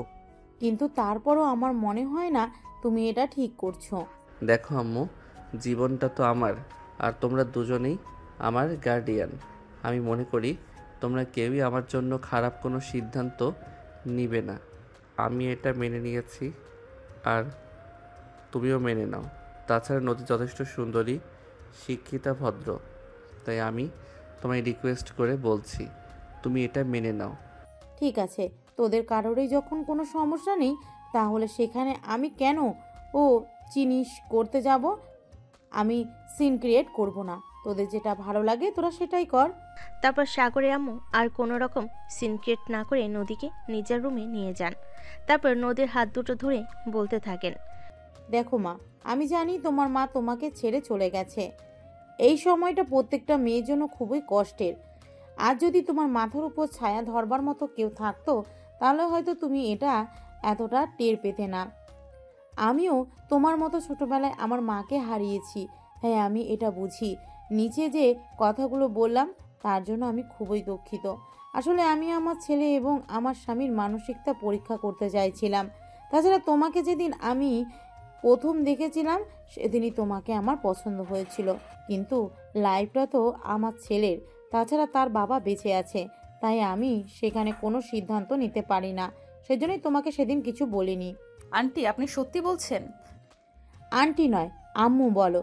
জানো, আমার অনেক শখ ছিল আমার একটা মেয়ে সন্তান থাকবে, কিন্তু সেটা আর হয়নি। সাগর জন্ম নেওয়ার পর আমার আরও একটি ছেলে সন্তান হয়েছিল, আর সে তখন পৃথিবীর আসার আগেই পৃথিবীর মায়া ত্যাগ করে পরপারে চলে যায়। কিন্তু তারপর আর আমি মা হওয়ার সুযোগ পাইনি। সত্যি আমি খুব ভাগ্যবান, তা না হলে সবকিছু হারিয়ে ফেলার পরেও আবার কিভাবে সবকিছু ফিরে পেলাম। এর 2 দিন পর সাগর আর নদীর বিয়ের আয়োজন করা হলো। ঘরোয়াভাবেই তাদের বিয়ের কাজ সম্পূর্ণ হলো। এদিকে নদী রাত 11টার দিকে সাগরের জন্য বাসুর ঘরে বসে বসে অপেক্ষা করছে, কিন্তু সাগর এখনো আসছে না। নদী মনে কেমন যেন একটা খটকা কাজ করছে, তবে কি সাগর এটা মন থেকে মেনে নিতে পারেনি? এরকমই বসে চিন্তা ভাবনা করছিল নদী, আর তখনই হঠাৎ কেউ দরজা খুলে ভিতরে প্রবেশ করলো। নদী অনেকটাই চমকে গিয়ে সামনে তাকাতে দেখতে পেল সাগর রুমে এসেছে, আর তখনই সে দরজাটা বন্ধ করে দিচ্ছে। সাগর দরজাটা বন্ধ করে নদীর পাশে এসে বসলো আর বলতে লাগলো, আই অ্যাম সো সরি। আসলে তোমার জন্যই একটা গিফট কিনতে গিয়েছিলাম, আর সেখান থেকে ফিরে আসতে দেরি হয়ে গেল। এই নাও তোমার গিফট। এই বলে সাগর একটা বক্স নদীর দিকে এগিয়ে দেয়, আর নদী বক্সটা হাতে নিয়ে খুলে দেখে এতে একটা সোনার নেকলেস। এটা দেখে সে বলতে থাকে, এটা তো অনেক দামি। হ্যাঁ, তো তুমি কি কম দামি নাকি? এই পৃথিবীতে যার কেউ নেই তার কি মূল্য আছে? যাই হোক, বাদ দাও সেসব কথা। আমি তো ভাবছিলাম অন্য কিছু। হ্যাঁ, আমি সেটা খুব ভালো করেই জানি তুমি কি ভাবছিলে। তুমি মনে মনে এটাই ভাবছিলে তো আমি তোমাকে মেনে নিতে পারিনি, তাই হয়তো বন্ধুদের সঙ্গে মদের আড্ডায় চলে গেছি। কিন্তু আমি সেরকম ছেলে নই। আমি যখন তোমাকে কথা দিয়েছি তোমাকে বিয়ে করব, তখন তো আমি সেই কথা কখনোই পলকে আলাপ করব না। তাছাড়া একটা কথা কি জানো, তোমাকে যেদিন প্রথম দেখেছিলাম সেদিনই তোমাকে আমার ভালো লেগেছিল, কিন্তু তোমাকে আমার মনের কথাটা বলার সাহস পেয়ে উঠছিলাম না। যাই হোক, অবশেষে তোমাকে পেয়ে গেলাম, সেটাই আমার জন্য অনেক। এই যে, আমি তোমার থেকে বয়সে বড়, আমি তো তোমাদের অফিসের সাধারণ একজন পিএ। এর জন্য কি তোমার একটু আফসোস নেই? না, একদমই নয়। আফসোস কেন থাকতে যাবে? আফসোস করার কি আছে? ভালোবাসার জায়গায় ভালোবাসা, ভালোবাসার জায়গায় অন্য কিছু ম্যাটার করে না। আশা করি তুমি বুঝতে পেরেছো। এই কথা শুনে নদীর চোখে পানি এসে গেল। তারপর অন্যদিকে ফিরে নিজের চোখের পানি লুকিয়ে রাখলো, কারণ আজ একটা শুভ দিন। এই দিনে কান্না করা মানে না, তাই সে চোখের পানি লুকিয়ে রেখে বিছানা থেকে নেমে সাগরকে পা ছুঁয়ে সালাম করতে গেল। আর তখনই সাগর তার হাত দুটো ধরে ফেল এবং তাকে নিজের বুকের কাছে টেনে নিল আর শক্ত করে নিজের সঙ্গে জড়িয়ে ধরে বলতে লাগলো, আরে, এটা তুমি কি করতে গেছিলে? তুমি আমার ভালোবাসার মানুষ, তোমার জায়গা আমার বুকে। তুমি কেন আমাকে সালাম করতে যাবে? তুমি আমার স্বামী, তোমার মর্যাদা পৃথিবীর সব কিছুর উপরে। তাহলে আমি তোমাকে পা ছুঁয়ে সালাম করব না কেন? কাউকে সম্মান করতে গেলেই যে তাকে সালাম করতে হবে এটা কিন্তু কোনো হাদিসে লেখা নেই। যাই হোক, আজ তো আমাদের জীবনের দুজনের নতুন করে পথ চলার প্রথম রাত, তাই আমি চাই আগে আমরা ওই আল্লাহর প্রশংসা করি যিনি আমাদের দুজনকে এক করে দিয়েছেন। তার কাছেই আমরা শুকরিয়া আদায় করি। হ্যাঁ, তুমি একদম ঠিক কথাই বলেছ। তবে আমার না এইসব ভারী ভারী শাড়ি গহনা পরে থাকতে খুব কষ্ট হচ্ছে। আমি কি এগুলো খুলে ফেলতে পারি? আচ্ছা, ঠিক আছে, কোনো সমস্যা নেই। তুমি আলমারিতে গিয়ে দেখো, আমি তোমার জন্য কিছু ড্রেস কিনে রেখেছি, ওগুলাই পরে নাও। এই বলে সাগর আলমারি থেকে নদীর জন্য একটা পাতলা থ্রি পিস বের করে দিল। আর তখনই নদী ওটা নিয়ে ওয়াশরুমে চলে গেল আর কাপড় চোপড় চেঞ্জ করে অজু করে তারপর বের হয়ে আসলো। দুজনেই একসঙ্গে 2 রাকাত নফল নামাজ আদায় করে নিল আর আল্লাহর কাছে তাদের ভবিষ্যৎ জীবনের জন্য দোয়া কামনা করলো এবং দুজনকে পাবার জন্য শুকরিয়া আদায় করলো। নদী, এবার চলো। কোথায়? আজ আমাদের বাসর রাতে, সেটা কি তুমি ভুলে গেছো নাকি? প্রত্যেকটা মানুষের জীবনের কল্পনার রাত এটা। এই জীবনের সবাই এই রাতের জন্য কত অপেক্ষা করে, আর আমাদের জীবনেও এই রাত এসেছে। হ্যাঁ, ঠিক আছে, চলো। এই বলে সাগর আর নদী দুজনেই বিছানায় চলে আসলো। নদী বিছানায় এসে বালিশ নিয়ে ঘুমোতে যাবে, তখনই সাগর তার হাত ধরে ফেলে আর বলতে থাকে, এটা কি করছো তুমি? আজ তো আমাদের বাসর রাত, আজ বুঝি এখনই ঘুমিয়ে যাবে নাকি তুমি? আমার খুব ঘুম পাচ্ছে, তাই আমাকে একটু ঘুমাতে হবে। কিন্তু ম্যাডাম, এটা বললে তো হবে না। আজ আমাদের বাসর রাত, আজ তো আমি আপনাকে কোনোভাবে ঘুমাতে দেব না। তাছাড়া আপনার মতো একটা মেয়ে পাশে শুয়ে থাকলে কোনোভাবে ঘুম আসবে না আমার চোখে, ঘুম উড়ে গেছে। তাহলে ঘুমের ওষুধ খাও, তাহলেই তো সব ঠিক হয়ে যাবে। দেবো নাকি ঘুমের ওষুধ? তোমাকে দিতে হবে না, আমার ঘুমের ওষুধ আমার সামনেই আছে। আমার ঘুমের ওষুধ তাকে একটু সেবন করে নিলেই হবে। এই বলে সাগর নদীকে এক টান দিয়ে নিজের বুকের সঙ্গে মিশিয়ে নেয়। আর নদী তখন কিছু বলতে যাবে, তখনই সাগর নদীর ঠোঁট দুটো নিজের দখলে নিয়ে ইচ্ছে মতো কিস করতে থাকে। আরে এইভাবে কি কিস করে নাকি? আরেকটু হলে তো আমি দম বন্ধ হয়ে মরেই যেতাম। তখন কি হতো? একদম ফালতু কথা বলবে না। যতদিন আমি বেঁচে আছি ততদিন তোমার কিচ্ছু হবে না। আমার ভালোবাসার জন্য হলেও তোমাকে বেঁচে থাকতে হবে। আরে তুমি যেভাবে আমাকে কিস করছিলে, এইভাবে তো কিছুক্ষণ রাখলে আমি দম বন্ধ হয়ে মরে যেতাম। কি করব তুমি বলো? তোমার ঠোঁট দুটো এতটাই সুস্বাদু আর মিষ্টি যে আমার ছাড়তে মন চাইছিল না, তাই তো আমি কিস করছিলাম। এই বলে সাগর নদীকে আবারও নিজের কাছে টেনে নেয়, নদীর গলায় ঘাড়ে কিস করতে থাকে। এদিকে সাগরের স্পর্শ পেয়ে নদী তো একদম যায় যায় অবস্থা, তার নিঃশ্বাস ভারী হয়ে আসছিল, অন্যরকম একটা ফিল হয়েছিল। এসব কি করছো তুমি? ছাড়ো আমাকে, ছাড়ো বলছি। আমার কেমন যেন লাগছে। কেমন লাগছে বলো আমাকে? জানি না, বলতে পারবো না, অন্যরকম কেমন একটা লাগছে। ছেড়ে দাও আমাকে। আর একটু আদর করতে দাও, তারপরে তোমাকে ছেড়ে দেব।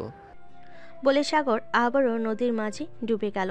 আর তখনই হঠাৎ তার হাতটা নদীর নাভিতে চলে গেল, আর নদী নাভিতে সাগরের হাতের স্পর্শ পেয়ে একদম কেঁপে উঠল। উফ, ছেড়ে দাও আমাকে প্লিজ। জান, আর একটু ধৈর্য ধরো। এই বলে আ এই বলে সাগর আবারও নদী সারা শরীরে স্পর্শ করতে থাকে। এভাবে কিছুক্ষণের মধ্যে সাগর নদীকে নিয়ে ভালোবাসার মহাসমুদ্রে ডুব দিল। যখন ঘুম ভাঙল তখন প্রায় ফজরের আজান দিবে। দুজনে বিছানা থেকে নেমে ওয়াশরুমে গিয়ে ফ্রেশ হয়ে তারপর ফজরের নামাজ পড়ে নেয়। ফজরের নামাজ শেষ হলে নদীর রুম থেকে বের হতে যাবে, তখনই সাগর পিছন থেকে বলতে থাকে, কি হলো? এই সকালবেলা কোথায় যাচ্ছ? রান্নাঘরে শাশুড়ি আম্মুকে রান্নার কাজে সহযোগিতা করতে। সেটার কোনো প্রয়োজন হবে না ম্যাডাম। আমার আম্মু নিজের হাতেই সব কাজ করতে পছন্দ করেন। আম্মু কখনোই নিজের কাছে কাউকে হাত লাগাতে দেন না, তাই সেখানে যাওয়ার কোনো প্রয়োজন নেই। তুমি চুপচাপ শুয়ে থাকো, কোনো কথা বলবে না। নাস্তা রেডি হলে আমি তোমাকে ডেকে নিব। এই বলে নদীর রান্নাঘরে চলে আসে। আর রান্নাঘরে এসে দেখতে পায় তার শাশুড়ি মা তার আগে রান্নাঘরে চলে এসেছে। তার শাশুড়ি মা তাকে রান্নাঘরে দেখেই ধমকে সুরে বললেন, কি ব্যাপার বৌমা, তুমি এখানে কেন? তোমাদের নতুন বিয়ে হয়েছে, তুমি এখন আমার ছেলেকে সময় দাও, রান্নাঘর আমি সামলে নিতে পারবো। আম্মু আজ শ্বশুর বাড়িতে আমার প্রথম দিন, তাই আজকের রান্না বান্নাটা আমি করি প্লিজ। আমাকে একটু সুযোগ দিন। না বৌমা, এরকমটা বললে একদম হবে না। তুমি এই বাড়িতে বউ হয়ে এসেছো, কাজের মেয়ে হয়ে নয়। তাছাড়া তোমাদের নতুন বিয়ে হয়েছে, এখন তুমি প্রপার সময় তো আমার ছেলেকে দিবে। আমি এখনো সম্পূর্ণ সুস্থ আর সজ্ঞানে আছি, আমি সব কিছু ঠিক সামলে নিতে পারবো। সংসার নিয়ে তোমাকে একটুও চিন্তা করতে হবে না, আশা করি বুঝতে পেরেছো। কিন্তু আম্মু। আমি কোনো কিন্তু শুনতে চাই না।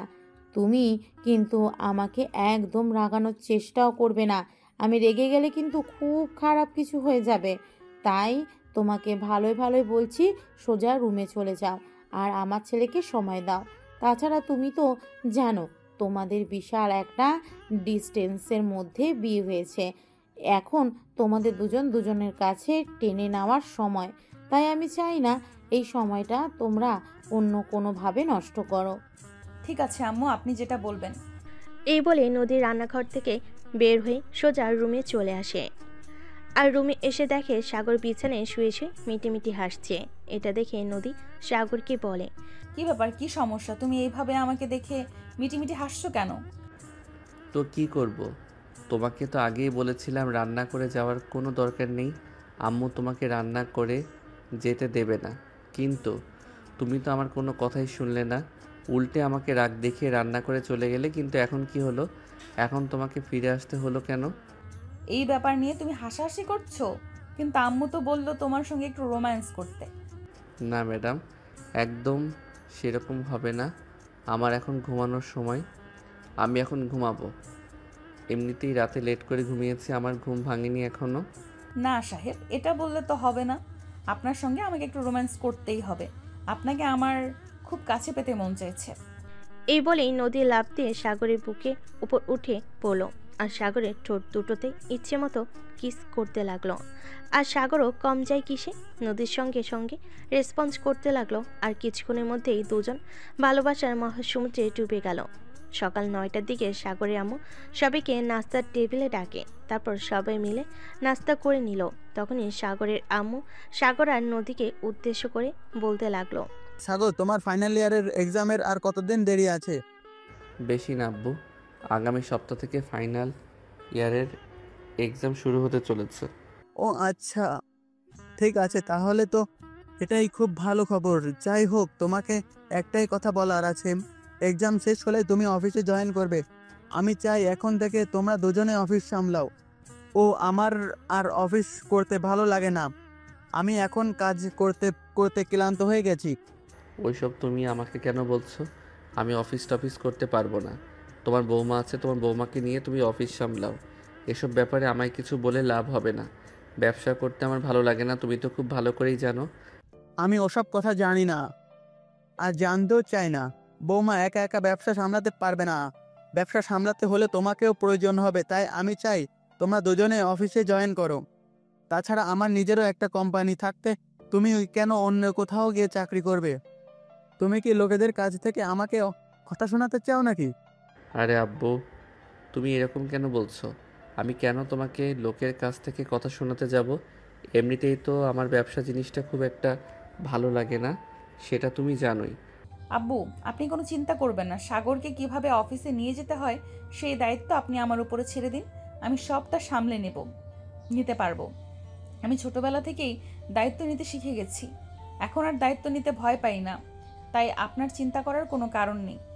দেখলে তো আমাদের বৌমা কতটা লক্ষ্মী। কি সত্যি ভাগ্য করে এমন বৌমা পেয়েছি যে কিনা দায়িত্ব কি জিনিস সেটা বোঝার আগেই দায়িত্ব কাঁধে তুলে নিয়েছে। সত্যি ভাগ্য করে এমন বৌমা পেতে হয়। হ্যাঁ, তুমি একদমই ঠিক কথাই বলেছো। তবে নদী, তোমাকে একটা কথা বলার আছে। আগামী এক সপ্তাহ তোমাকে অফিসে যেতে হবে না। এক সপ্তাহ তুমি বাড়িতেই থাকো। কিন্তু আব্বু, আমি যদি অফিসে না যাই তাহলে অফিসের কাজগুলো করবে কে? আমার এতদিনের ছুটির প্রয়োজন নেই। আমি চাইছি আগামীকাল থেকেই অফিসে জয়েন করি। আরে বউ, তোমার কি মাথা খারাপ হয়ে গেছে নাকি? গতকাল আমাদের বিয়ে হলো, আর এখন তুমি চাইছো আগামীকাল থেকে তুমি অফিসে জয়েন করবে? এরকমটা হয় নাকি? আমি এরকমটা মেনে নিতে পারবো না।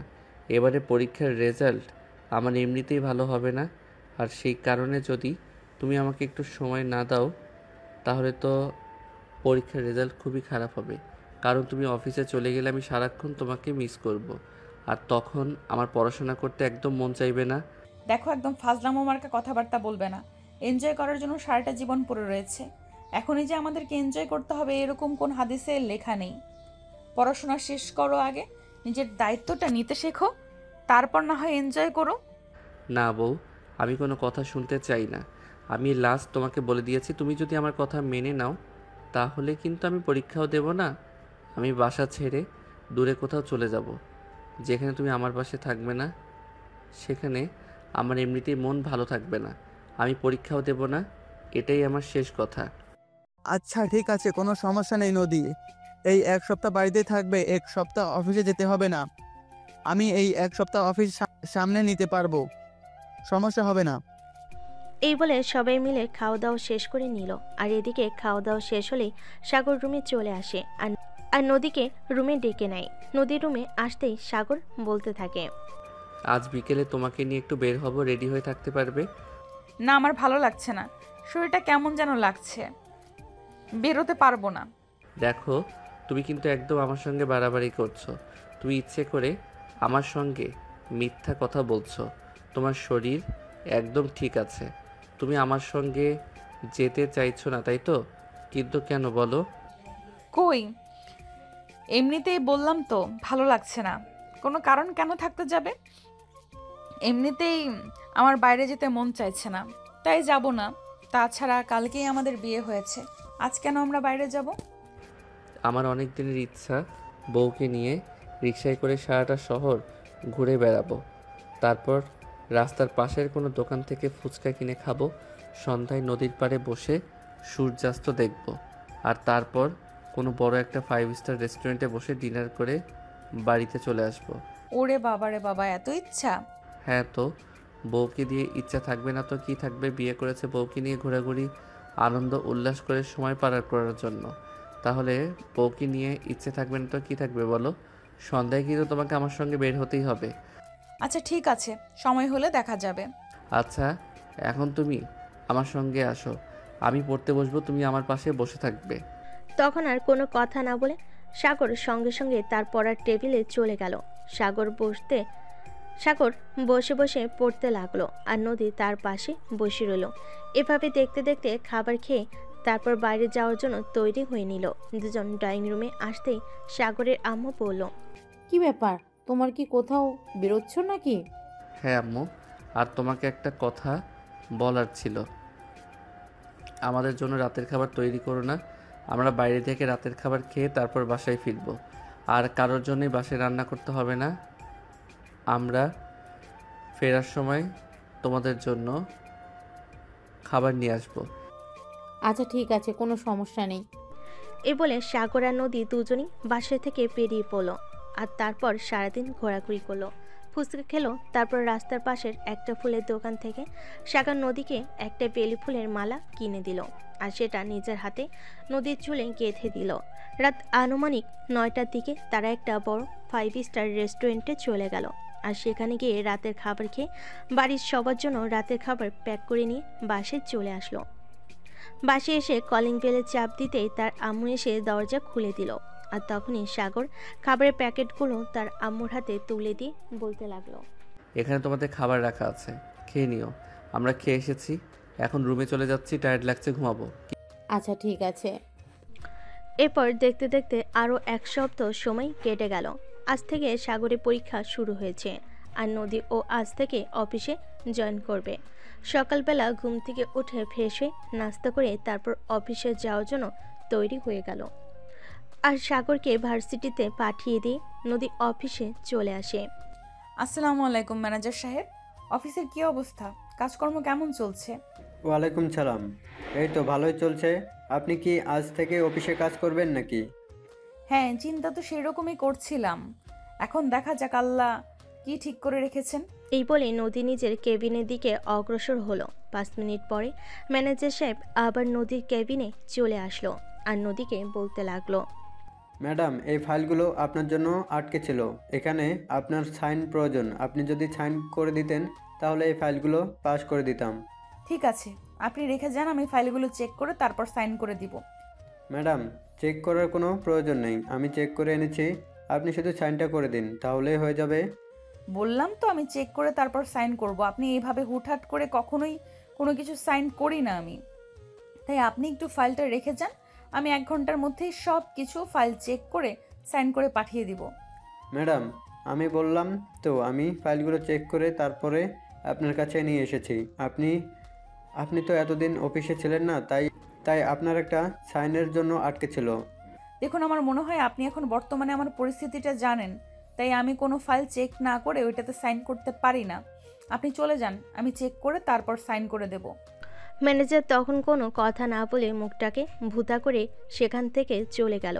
এটা দেখি নদী খুব ভালোভাবে বুঝতে পারলো এখানে নিশ্চিত কোনো একটা ঘাপলা আছে। তাই নদী তখন অফিসের পিয়নকে ডেকে পাঠালো, আর একটা কফি নিয়ে আসতে বলল। কফিটা খেয়ে তারপর নদী ফাইলগুলো চেক করতে লাগলো। ফাইলগুলো দেখে নদীর চক্ষু একদম চরক গাছে। যেরকমটা ভেবেছিল সেরকমটাই হয়েছে। বিশাল অঙ্কের একটা টাকার গলমিল রয়েছে। তখনই নদী ম্যানেজারকে নিয়ে নিজের কেবিনে ডেকে পাঠালেন, আর বলতে লাগলেন, এগুলো আমি কি দেখছি ম্যানেজার সাহেব? এগুলো কি আপনার কাজ? কি ম্যাডাম, আপনি কি বলছেন? আমি তো কিছু বুঝতে পারছি না। এই ফাইলগুলো আমাকে এক্ষুনি পাস করতে হবে। আপনি প্লিজ তাড়াতাড়ি সাইন করে দিন। আর যদি আমি সাইন না করি তাহলে আপনি কি করবেন? এটা আপনি কি বলছেন ম্যাডাম? আপনি সাইন করবেন না কেন? আপনার কাজেই তো ফাইলগুলোতে সাইন করে দেওয়া, তাহলে আপনি কেন সাইন করবেন? আপনি প্লিজ তাড়াতাড়ি সাইন করে দিন। আপনি 1 মিনিট ওয়েট করেন, আমি আপনাকে দেখাচ্ছি। এই কথা বলে তখনই নদী তার শ্বশুর মশাইয়ের মানে এই কোম্পানির এমডিকে ফোন করলো, আর বলল, আসসালামু আলাইকুম আব্বু, একটা ঝামেলা হয়েছে, আপনি কি একটু অফিসে আসতে পারবেন? আচ্ছা ঠিক আছে, তুমি 10 মিনিট ওয়েট করো, আমি আসছি। এই বলে সাগরের আব্বু ফোনটা কেটে দেয় আর কিছুক্ষণের মধ্যে অফিসে এসে পৌঁছায়। তিনি সোজা নদীর কেবিনে চলে আসেন আর কেবিনে এসে বলতে থাকেন। কি ব্যাপার মা, কি হয়েছে? তুমি এভাবে হঠাৎ করে আমাকে এত জরুরি খবর দিয়ে ডেকে আনলে কেন? কোনো ঝামেলা হয়েছে নাকি? হ্যাঁ, বিশাল একটা ঝামেলা হয়েছে। দেখুন, এইভাবে অন্ধবিশ্বাস করা কিন্তু একদমই ঠিক নয়। যেটা আপনি করে ফেলেছেন অলরেডি, তার জন্য হয়তো আপনাকে বিশাল অঙ্কের একটা মাসুল দিতে হয়েছে। আর যদি আমি এই ফাইলগুলো চেক না করতাম তাহলে হয়তো আরও বড় অঙ্কের একটা মাসুল আপনাকে দিতে হতো। এসব তুমি কি বলছো? আমি তো কিছুই বুঝতে পারছি না, প্লিজ বলো আমাকে কি হয়েছে। আব্বু, আপনি একটু কষ্ট করে এই ফাইলগুলো চেক করুন, তাহলেই বুঝতে পারবেন আমি আপনাকে কি বলতে চাইছি। আর আপনি কত বড় একটা ভুল করেছেন বাইরের মানুষকে এত বড় বিশ্বাস করে। এই কথা বলে নদী ফাইলগুলো তার শ্বশুর মশাইয়ের দিকে এগিয়ে দেয় আর তখনই সাগরের আব্বু ফাইলগুলো চেক করে কপালে হাত দিয়ে বসে পড়ে আর বলতে থাকে। তাহলে কি এতদিন ধরে আমার আড়ালে এগুলোই হয়ে চলেছে? আমি তো কখনোই ফাইলগুলো চেক করতাম না। আমি তো মনে মনে ভাবতাম আমার অফিসের ম্যানেজার খুবই বিশ্বস্ত, একজন মানুষের কখনো এরকম করতে পারে না। আর সে কিনা আমার সরলতার সুযোগ নিয়ে আমারই চোখের আড়ালে আমার এত বড় ক্ষতি করে গেল, আর এটা আমি বলতে পারলাম না। হ্যাঁ, এটাই হয়েছে। আর যদি আমি এটা চেক না করতাম তাহলে হয়তো ম্যানেজার সাহেব, আপনি এখনই আমার চোখের সামনে থেকে চলে যান।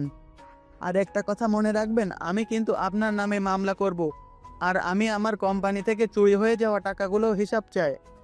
সরি স্যার, আমার ভুল হয়ে গেছে, প্লিজ আপনি আমাকে ক্ষমা করে দিন। আমি এতগুলো টাকা কোথায় পাবো? আমি তো সবগুলো টাকাই খরচ করে ফেলেছি। প্লিজ এবারের মতো আপনি আমায় ক্ষমা করে দিন। দেখুন, কেউ ভুল করলে ক্ষমা করা যায়, কিন্তু যে সরলতার সুযোগ নিয়ে বিশ্বাসঘাতকতা করে তাকে কোনোদিন ক্ষমা করা যায় না।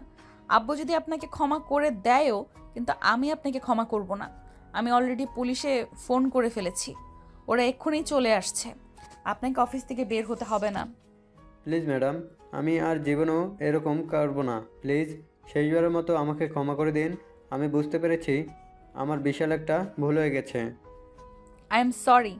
আপনি আমার শ্বশুর মশাইয়ের সরলতার সুযোগ নিয়ে কত লক্ষ কোটি টাকা এই কোম্পানি থেকে সরিয়েছেন, আমি তো সেটাই বুঝতে পারছি না। বলতে বলতে থানার এসপি নদীর কেবিন এসে উপস্থিত হলো আর নদীকে উদ্দেশ্য করে বলতে লাগলো। আসসালামু আলাইকুম ম্যাডাম, আপনি আমাদের ডেকেছিলেন?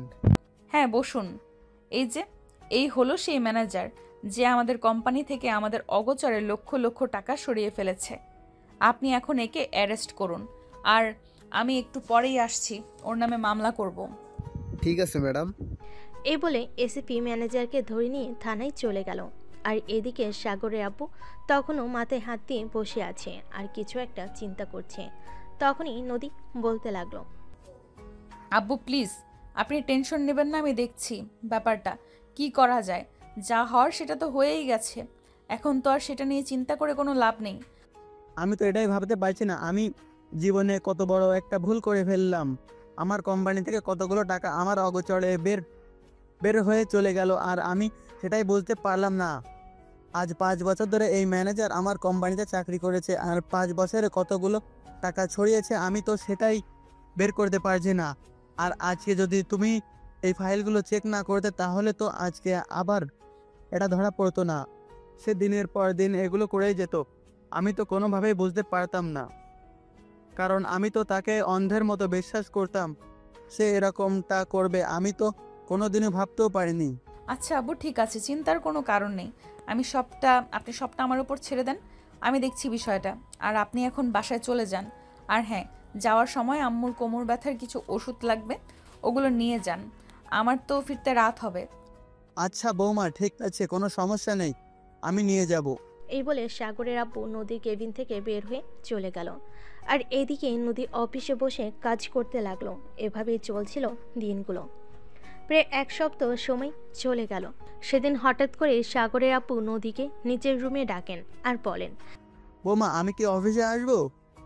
আমার মনে হয় তোমার একা একা অফিস সামলাতে খুব বেশি কষ্ট হয়ে যাচ্ছে। না আব্বু, সেরকম কোনো ব্যাপার নেই, আমি সবটা সামলে নিতে পারবো। আপনি তো জানেন আমি দায়িত্ব নিতে কখনোই ভয় পাই না। তাছাড়া ছোট্ট একটা ঝামেলা আছে, আমাদের অফিসের ম্যানেজারের পোস্ট তো বেশ কিছুদিন ধরেই খালি আছে। ভাবছিলাম ম্যানেজার পোস্টে কাউকে নিতে হবে। এই সব ব্যাপারে তুমি যেটা ভালো মনে করবে সেটাই করো। আর তুমি তো খুবই সহজেই মানুষ চিনতে পারো, তাই এই দায়িত্বটা আমি তোমার উপরে দিয়ে দিলাম। ঠিক আছে আব্বু, তাহলে আমি দেখছি কি করা যায়। এই বলে নদী নিজের রুমে চলে আসলো। আর কিছুক্ষণ পর সাগর ভার্সিটি থেকে বাসায় ফিরে আসে। নদী তখন বেলকনিতে বসে কিছু একটা চিন্তা করছিল। তখনই পিছন থেকে তার কাঁধে হাত রেখে বলে, কি ব্যাপার বউ, কিছু নিয়ে চিন্তা করছো নাকি? কই না তো, তুমি কখন আসলে? এই তো আমি এক্ষুনি বাসায় আসলাম, আর এক্ষুনি তোমাকে দেখতে পেলাম। তুমি কিছু একটা নিয়ে চিন্তা করছো, তাই তো তোমাকে জিজ্ঞাসা করলাম তুমি কি নিয়ে চিন্তা করছো। না এমনি, আসলে একা একা বসে আছি তো, তোমাকে খুব মিস করছিলাম। তাই বুঝি? আসলে আমার একটা বন্ধুর অ্যাক্সিডেন্ট হয়েছে, ওখানেই গেছিলাম। ওখান থেকে আসতে আসতে লেট হয়ে গেল, রুমে চলো। রুমে চলো, আমি তোমার জন্য এক গ্লাস শরবত বানিয়ে আনছি। এই বলে নদী সাগরের জন্য এক গ্লাস শরবত বানিয়ে আনে। আর সাগর সেটা খেয়ে বিছানায় নিজের শরীরটাকে এলিয়ে দেয়। তারপরে নদী তার শাশুড়ি মাকে নিয়ে রাতের রান্নাটা শেষ করে নেয়। আর তারপর সবাই মিলে রাতের খাওয়া দাওয়া করে নিজেদের রুমে চলে আসে। নদী আর সাগর দুজনেই বিছানায় শুয়ে শুয়ে গল্প করছে। তখনই হঠাৎ নদীর ফোনে একটা অচেনা নাম্বার থেকে ফোন আসে। নদী কখনোই অচেনা নাম্বার ফোন রিসিভ করে না, তাই ফোনটা বাজতে থাকলেও নদী ফোনটা রিসিভ করলো না। তখনই সাগর বলতে লাগলো, কি ব্যাপার, তোমাকে কেউ একজন সে কখন থেকে ফোন দিয়ে চলেছে, কিন্তু তুমি ফোনটা তুলছো না কেন? নাম্বারটা চিনি না, তাহলে ফোন তুলে কি করব? আরে ভাই, কেউ একজন তো তোমাকে দরকারও, অচেনা নাম্বার থেকে ফোন করতে পারে।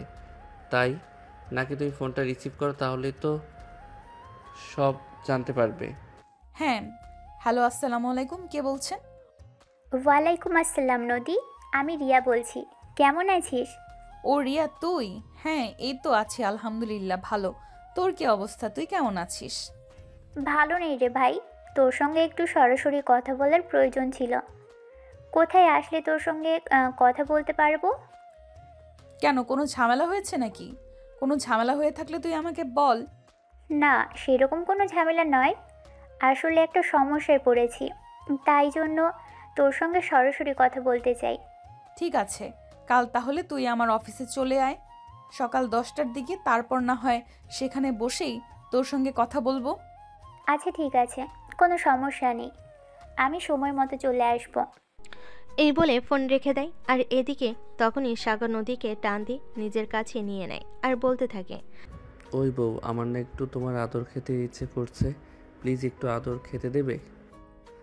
এই না, একদমই না, এসব ফালতু চিন্তা ভাবনা এখন একদম মাথায় আনবে না। তোমার পরীক্ষা চলছে, ঠিকভাবে পড়াশোনা করো, আর এসবে মন দিও না, তাহলে পড়ায় মন বসবে না। না বউ, আমার একটু তোমার আদর পাওয়া যায়, তা না হলে আমি পরীক্ষায় মন বসতে পারি না, সারাক্ষণ শুধু তোমার কথা মনে পড়ে। প্লিজ একটু আদর দাও না। বললাম না, এখন একদম এইসব কিছুই হবে না, চুপচাপ ঘুমিয়ে পড়ো, তা না হলে সকালবেলা ঘুম থেকে উঠতে পারবে না। প্লিজ লক্ষ্মী বউ, আবার এরকম করো না। আমি তো তোমার 10টা না 5টা না, একটা মাত্র স্বামী। আমার সঙ্গে কেন তুমি এরকম করো বলো? আমি আবার তোমার সঙ্গে কি করলাম? আমি তো শুধু তোমাকে এইটুকুই বললাম যে আগে ভালোই ভালোই তোমার পরীক্ষাটা শেষ হোক, তারপর না হয় তুমি আমার আদর নিও। কিন্তু কে শুনে কার কথা? সাগর নদীকে টেনে নিজের কাছে নিয়ে নিল। আর তারপর নদীর দিকে নিজের ভালোবাসা আদায় করে নিতে শুরু করলো নদী। সাগর নদীর সারা শরীরে আদর করতে থাকে। আর এদিকে নদীও সাগরের আদর পেতে ইচ্ছে করছিল। সে আবার নিজেকে বাধা দিল না, সেও সাগরের সঙ্গে রেসপন্স করতে লাগলো। আর দুজন দুজনার ভালোবাসায় ডুবে গেল। পরদিন সকালবেলা নদী অফিসে এসে জানতে পারলো কেউ একজন রিসেপশনে তার জন্য অপেক্ষা করতে। তখনই সে পিয়নকে বলল, চাচা, রিসেপশনে নাকি কেউ একজন আমার জন্য অপেক্ষা করছে। হ্যাঁ ম্যাডাম, আপনার সঙ্গে একটা মেয়ে দেখা করতে এসেছে, বলে সে নাকি আপনার বন্ধু হয়। হ্যাঁ, সে আমার বন্ধু হয়, আপনি তাকে আমার কেবিনে পাঠিয়ে দিন। ঠিক আছে ম্যাডাম, কোনো সমস্যা নেই, আমি এক্ষুনি ওনাকে পাঠিয়ে দিচ্ছি। এই বলে পিয়ন নদীর কেবিন থেকে বের হয়ে ওয়েটিং রুমে চলে আসে। আর ওখানে দেখতে পাই ওই মেয়েটা তখনও চিন্তিত মনে ওখানে বসে আছে। তখন পিয়ন ওই মেয়েটাকে উদ্দেশ্য করে বলে, এই যে শুনছেন, ম্যাডাম চলে এসেছে, আপনাকে বলছে আমার সঙ্গে আসতে। আমি আপনাকে ম্যাডামের কেবিনে পৌঁছে দেব। মেয়েটা তখন কোনো কথা না বলেই পিয়নের পিছন পিছন নদীর কেবিনে চলে আসে। পিয়ন তাকে নদীর কেবিন পর্যন্ত পৌঁছে দিয়ে সেখান থেকে চলে গেল। মেয়েটা নদীর কেবিনে প্রবেশ করতেই নদী মেয়েটাকে দেখে বলতে লাগলো, হ্যাঁ দোস্ত, আয় বস, অনেকদিন পর তোর সঙ্গে দেখা হলো। কেমন আছিস? এই তো আমি কোনো রকম। ওই যে ছোটবেলার একটা কথা শুনতি না, মানুষ বলতো না, না মরে বেঁচে আছি, ঠিকই ওই রকম। কেন দোস্ত, কি হয়েছে? তুই আমাকে খুলে বল। তুই আমাকে খুলে না বললে আমি বুঝবো কি করে যে তোর কি হয়েছে? আসলে দোস্ত, তুই তো জানিসই আমার পরিবারের অবস্থা। এই মুহূর্তে আমি যে চাকরিটা করতাম ওটাও চলে গিয়েছে। এখন আমার অবস্থা খুবই খারাপ, বুঝতে পারছি না কি করব। ও আচ্ছা, এই ব্যাপার, বুঝতে পেরেছি। ঠিক আছে, সমস্যা নেই। তুই একটু অপেক্ষা কর, আমি এক্ষুনি আমার শ্বশুরমশাইয়ের সঙ্গে কথা বলে তোকে জানাচ্ছি। প্লিজ দোস্ত, একটু চেষ্টা করে দেখ, আমার চাকরিটা হলে খুব ভালো হতো। নদী তখন তার শ্বশুর আব্বুকে ফোন করে আর সব ঘটনা খুলে বলে। সব কিছু শুনে তার শ্বশুর আব্বু তাকে বলে, দেখো বৌমা, তুমি তো খুব ভালো করে জানো আমি আমার অফিসের সমস্ত দায়িত্ব তোমার হাতে তুলে দিয়েছি। এখন তুমি যেটা ভালো মনে করবে সেটাই করো। তোমার যদি মনে হয় এই মেয়েটা আমাদের অফিসের ম্যানেজার পোস্টের জন্য পারফেক্ট, তাহলে তুমি সেটাই করো। দেখুন, রিয়াকে আমি ছোটবেলা থেকেই চিনি, তার সম্পর্কে আমার খুব ভালো করেই আইডিয়া আছে।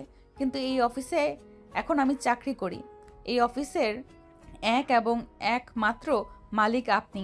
তাই কোনো কিছু করার আগে আপনার অনুমতি নেওয়াটা প্রয়োজন। সেই জন্যই জিজ্ঞাসা করছিলাম আর কি। কে বলেছে এই অফিসের একমাত্র মালিক আমি? এই সব কিছুর মালিক এখন তুমি আর আমার ছেলে। কারণ আমার তো আর অন্য কোনো সন্তান নেই। আমার যা কিছুই আছে দিন শেষে সব কিছুই তোমারই থাকবে। তাই এসব কথা না বলে আমি যখন দায়িত্বটা তোমার উপরে দিয়েই দেখেছি, তখন তোমার যেটা ভালো মনে হয় তুমি সেটাই করো। কিন্তু আব্বু, তারপরেও তো আপনার কাছ থেকে অনুমতি নেওয়াটার প্রয়োজন। আপনি আমাদের গার্ডিয়ান, আপনি বেঁচে আছেন। আপনার কাছে যে কোনো ব্যাপারেই জিজ্ঞাসা করা আমাদের কর্তব্য। আমি তো সব কিছুই তোমাদের উপর ছেড়ে দিয়েছি। এখন তোমরা যেটা ভালো মনে করো তোমরা সেটাই করো, আমার কোনো কিছু বলার নেই। সব কথাবার্তাই রিয়ার সামনেই হচ্ছিল আর সব কিছু শুনে রিয়া বলল, সত্যি দোস্ত, তোর ভাগ্যটা অনেক ভালো বলতে হয়। তা না হলে কেউ এত ভালো শ্বশুর শাশুড়ি পেতে পারে এটা আমার জানা ছিল না। হ্যাঁ দোস্ত, এটা একদম তুই ঠিক কথাই বলেছিস। আমার শ্বশুর শাশুড়ি সত্যি অনেক ভালো মানুষ। আমি সত্যি অনেক ভাগ্যবান যে তাদের মতো মানুষ যে আমার জীবনে পেয়েছি। আচ্ছা দোস্ত, ঠিক আছে, তাহলে তুই তোর কাগজপত্রগুলো রেখে যা। আমি এগুলো না হয় আরেকবার আমার শ্বশুর মশাইকে দেখিয়ে নিয়ে আজ রাতেই তোকে ফোন করে জানাবো। ঠিক আছে দোস্ত, কোনো সমস্যা নেই। তোকে যে কি বলে কৃতজ্ঞতা জানাবো সেই ভাষাটাই আমার জানা নেই। আরে ভাই, এতে কৃতজ্ঞতা জানানোর কি আছে? আমরা বন্ধু, আর বন্ধু হয়ে যদি বন্ধুর এইটুকুই উপকার করতে না পারি তাহলে আমরা কিসের বন্ধু? আচ্ছা তুই 1 মিনিট ওয়েট কর, আমি তোর জন্য একটু চা কফির ব্যবস্থা করি। এই প্রথমবার তুই আমার অফিসে আসলি, এভাবে খালি মুখে চলে যাবে এটা তো হতে পারে না। সবার কোনো প্রয়োজন নেই দোস্ত, তুই আমার এত বড় একটা উপকার করেছিস, এটাই আমার জন্য অনেক বেশি। আমি তোর এই ঋণ কোনো দিনও শোধ করতে পারবো না। এটা যদি ঋণী হয় তাহলে আমরা কিসের বন্ধু বলতো? এ বলে নদী রিয়ার জন্য নাস্তার অর্ডার করে আর তারপর দুজনে মিলে চা নাস্তা খেয়ে রিয়া অফিস থেকে বেরিয়ে চলে যায় আর নদী তার অফিসের কাজ করতে থাকে। বিকালবেলা অফিস থেকে এসে নদী তার শ্বশুর মশাইকে রিয়ার সার্টিফিকেট দেখালে। বৌমা, তোমাকে তো বলে দিয়েছি তোমার যেটা ভালো মনে হয় তুমি করো, তারপরও এগুলো আবার কেন আমার কাছে নিয়ে এসেছো? আব্বু, এসব কিছু আপনাকে করতে অনেক কষ্ট করতে হয়েছে। আপনার এত কষ্ট, এত পরিশ্রম এর ফসল আমরা যেইভাবে ইচ্ছে সেইভাবে ভোগ করতে পারি না। তাই আপনার কাছ থেকে অনুমতি নিয়েই আমরা সব কিছু করতে চাই। সাগরের আব্বু তখন রিয়ার কাগজপত্রগুলো দেখলো আর দেখে বলল, সব কিছুই তো ঠিকই আছে, আর মেয়েটাও যখন তোমার পরিচিত তখন আমার আর কোনো আমোদ নেই। তুমি নির্দ্বিধায় মেয়েটাকে অফিসে নিয়ে যেতে পারো। এরপর নদী তার শ্বশুর মশাইয়ের সঙ্গে আরও বেশ কিছুক্ষণ গল্প গুজব করে রুমে আসে। আর তখনই সে রিয়াকে ফোন করে এই খুশির খবরটা দেয়। রিয়া তো এই খবরটা শুনে অনেক খুশি হয় আর নদীকে বলতে থাকে, সত্যি দোস্ত, তুই আজ সত্যিকারের বন্ধুর পরিচয় দিয়েছিস। তোর মতো বন্ধুরা বেঁচে আছে বলেই আজও বন্ধু সমাজে এত উচ্চতায় পদার্পণ করছে। আচ্ছা ম্যাডাম, ঠিক আছে, এখন আমি ফোনটা রাখছি। আর আপনি কাল সকালেই অফিসে চলে আসেন, তারপর আমি আপনাকে আপনার সমস্ত কাজ বুঝিয়ে দেব। এই বলে ফোন কেটে দিয়ে নদী ঘুমিয়ে পড়ে। আর এর পরের দিন থেকেই রিয়া নদীর অফিসে জয়েন করে। এরপর থেকেই ভালোই চলছিল দিনগুলো। এদিকে দেখতে দেখতে সাগরের পরীক্ষাও শেষ হয়ে গেল। আজ 1 সপ্তাহ ধরে সাগর বাসাতেই আছে। তাই নদী সাগরকে বলল, এই যে মিস্টার, এভাবে বাসায় বসে বসে খেতে আপনার কি একটু কুড়মি লাগছে না? না, অনেক দিন পড়াশোনা করেছি, অনেক পরিশ্রম করেছি, এখন মন চাইছে একটু বসে বসে খেতে। কিন্তু সাহেব, সেটা বললে তো হবে না। আপনার পরীক্ষা শেষ হয়েছে, এবার তো আপনাকে অফিসে জয়েন করতে হবে। একা একা অফিসে আমার ভালো লাগে না। কেন, তোমার বান্ধবী তো আছে, বান্ধবীকে নিয়ে ডিউটি করো, আমি কটা দিন বাসাতেই থাকি। আরে বান্ধবী আছে তো কি হয়েছে, জামাই তো আর নেই। সারাক্ষণ জামাইকে খুব মিস করি। প্লিজ চলো না অফিসে। ঠিক আছে ম্যাডাম, কোনো সমস্যা নেই, আমি কাল থেকে আপনার সঙ্গে অফিসে যাব। এবার তো খুশি? হ্যাঁ, এবার আমি খুব খুশি। তাহলে এবার একটু কাছে আসো, তোমার আদর পেতে চাই। শোনো না, তোমাকে একটা কথা বলার ছিল। হ্যাঁ মহারানী, বলেন, কি বলবেন? আসলে বিয়ের তো অনেক দিন হয়ে গেল, এবার আমরা একটা পুচকু নেই। ও মা, তাই নাকি? না না, একদম হবে না। আমাদের যদি বাচ্চা কাচ্চা হয় তখন তুমি আর আমাকে ভালোবাসবে না। এখনই তুমি আমাকে সময় দাও না। আর যখন বাচ্চা কাচ্চা হবে তখন তো তুমি আমার কাছেও আসবে না, সব সময় শুধু ওকে নিয়ে ব্যস্ত থাকবে।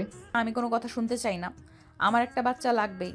আমার মা ডাক শুনতে খুব ইচ্ছে করছে, প্লিজ তুমি না করো না। না, আমি আমার ভালোবাসার বা কাউকে দিতে চাই না। আমার ভালোবাসার মানুষটা শুধু আমারই থাকবে। আমার ভালোবাসায় কেউ ভাগ বসাবে এটা আমি মেনে নিতে পারবো না। তাই তোমার এই আবদার মেনে নেওয়া আমার পক্ষে সম্ভব নয়। থুর যা, আমি তোমার সঙ্গে কোনো কথাই বলবো না। তুমি তো আমার কোনো কথাই শোনো না, তাহলে আমি তোমার কথা কেন শুনবো? প্লিজ লক্ষ্মী বউ আমার এরকম করে না। তুমি যদি আমার সঙ্গে রাগ অভিমান করো তাহলে আমি কার কাছে যাব? আমার কি আরেকটা বউ আছে নাকি? সবই বুঝলাম, কিন্তু তাই বলে কি আমি মা হব না? দেখো, আমাদের বিয়ে হয়েছে খুব বেশি দিন হয়নি, এই তো 4-5 মাস হবে। এখনো বিয়ের গন্ধটাই শরীর থেকে উঠে যায়নি। আমরা নিজেদের মধ্যে সময় কাটাই, 2-3 বছর যাক, তারপর না হয় বাচ্চা কাচ্চা ওই সব কিছু নিয়ে চিন্তা করা যাবে। এই একদমই নয়।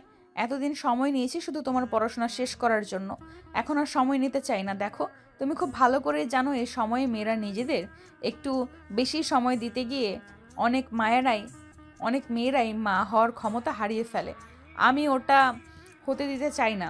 ঠিক আছে ম্যাডাম, আপনি যা বলবেন তাই হবে। আমি কখনোই আপনার কথার বিরোধিতা করব না। সত্যি বলছো তো? এবার তুমি আমাকে একটা পুচকু সোনা এনে দেবে তো? হ্যাঁ বউ, আমি একদম সত্যি কথাই বলছি। আমি তোমাকে একটা ফুচকা সোনা সত্যি এনে দেব। এবার তো তুমি খুশি? হ্যাঁ, আমি অনেক খুশি। তাহলে আমার কাছে আসো। কেন আসবো? বারে, তাহলে বাচ্চাকে গাছের পাতা নাকি নাড়া দিলেই পড়ে যাবে? আমার কাছে না আসলে আমি তোমায় বাচ্চা দেব কি করে? কথাটা শুনেই নদী অনেকটা লজ্জা পেয়ে গেল আর 2 হাত দিয়ে নিজের মুখ চেপে ধরল। তখন সাগর নদীর হাত দুটো সরিয়ে নদীর কপালে আলতো করে একটা ভালোবাসার পরশ এঁকে দিয়ে নদীকে নিজের বাহুটরে আবদ্ধ করে নিল।